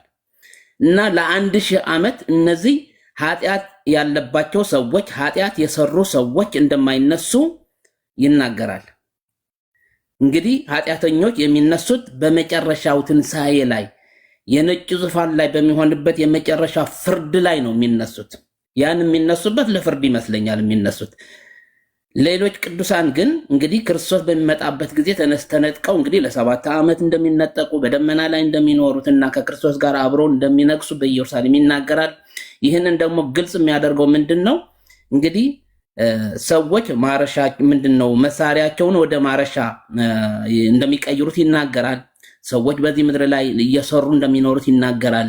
ስለዚህ ይህችን ምድር ተበላሽታ በኃጢአት የተጨማለቀችና በደም የተበላሸች ምድር የነበረችው ክርስቶስ በሚመጣበት ጊዜ ለ1000 ዓመት ግን ምን ያክል ጽድቅ እንደሚያሳይና ምን ትክክለኛውን ፍርድ በዚህ ምድር ላይ ግልጽ አድርጎ በኢየሩሳሌም ላይ ሆኖ ነግሶ ዓለምን ሁሉ እንግዲህ የዓለምን ሁሉ መናገሻ የምትሆነው ኢየሩሳሌም ላይ ሆኖ ነው ክርስቶስ የሚነግሰው እኔ እንደሚገባኝ ማለት ነው። እና ያንን በጣም ጥሩ ነው። አሁን ኤርሚ ያስከውን እንትኑ በጣም ደስ የሚል ነው። በጣም ሰፊ ትምህርት ያለበት ነው እና በደንብ መቀጠል ያስፈልጋል ለማለት ነው። እንግዲህ ልጆችንም ከእባብ ጋር እንደሚጫወቱ አንበሶችንም ከእንስሳ ጋር አብረው እንግዲህ እንደሚኖሩ አንበሶችንም እንስሳን እንደማይበሏቸው እባቦችንም ልጆችንም እንደማይነድፏቸው መጽሐፍ ቅዱስ በደንብ አድርጎ ግልጽ በሆነ ነገር እንግዲህ አንበሳና እባብ መንግስተ ሰማያት አይወርሱም። እንግዲህ ሰዎች ናቸው የመንግስተ ሰማያትን የምንወርሰው። ጻድቃን የሆንን ሰዎች ነን ወደ መንግስተ ሰማያት የምንገባውና እንደዛ ከሆነ እንግዲህ በምድር ላይ እንደሆነ ግልጽ አድርጎ ያሳየናል ማለት ነው። ጦርነት ያለው በምድር ላይ ነው። ያን ጦርነት ለጦርነትን የሰሩትን መሳሪያቸው እንግዲህ ማረሻ አድርገው ቀጥቅጠው ለስራ እንግዲህ እንደሚያደርጉትና ሰላም የሰፈነበት በ1000 ዓመት ላይ ክርስቶስ የነገሰበትን ሰላም የሆነውን ንግስና እንደሚኖር በምድር ላይ እንደሆነ ግልጽ አድርጎ ይናገራልና ትክክል ነህ ኤርሚያስ። ይህንን እንግዲህ ኤርሚያስ ተሳስተሃል፣ ትክክል አይደለህም፣ ይህንን ነገር የምትናገረው ትክክል አይደለም የሚል ከኦርቶዶክስም ይሁን ከካቶሊክም ይሁን ከፕሮቴስታንትም ይሁን ከኦርቶዶክስም መጥቶ መናገር መከራከር ይችላል። ነው ትክክል ነው። እኔ ኤርሚያስን በደንብ ነው መደግፍህ። ይህንን ትክክል ነው። እኔም ማምንበት ይህንን ነው። ክርስቶስ ኢየሱስ በደብረ ዘይት እንደሚመጣ ደብረ ዘይት ለሁለት እንደሚሰነጠቅና በዚህ 1000 ዓመት በምድር ላይ እንደሚነግስ መጽሐፍ ቅዱስ ግልጽ አድርጎ ነው የሚናገረው። እቺ ምድር ናት፣ አዲሲቷ ኢየሩሳሌም አይደለችም። አዲሲቷ ኢየሩሳሌም ለባሏ የተሸላለመችና ተለይታ የምትመጣ የመጨረሻው የነጭ ዙፋን ላይ የሁለተኛውን ትንሣኤ የሚሆነው ነው ብዬ ነው የማምነው ማለት ነው። እንግዲህ ከተሳሳትኩኝ እርሚም ታርመኛለህ። በእኔ በኩል ይህን ያለው ብዬ ነው የማምነውና ተንኪው አመሰግናለሁ። እሺ ዲያቆን ተባረክ።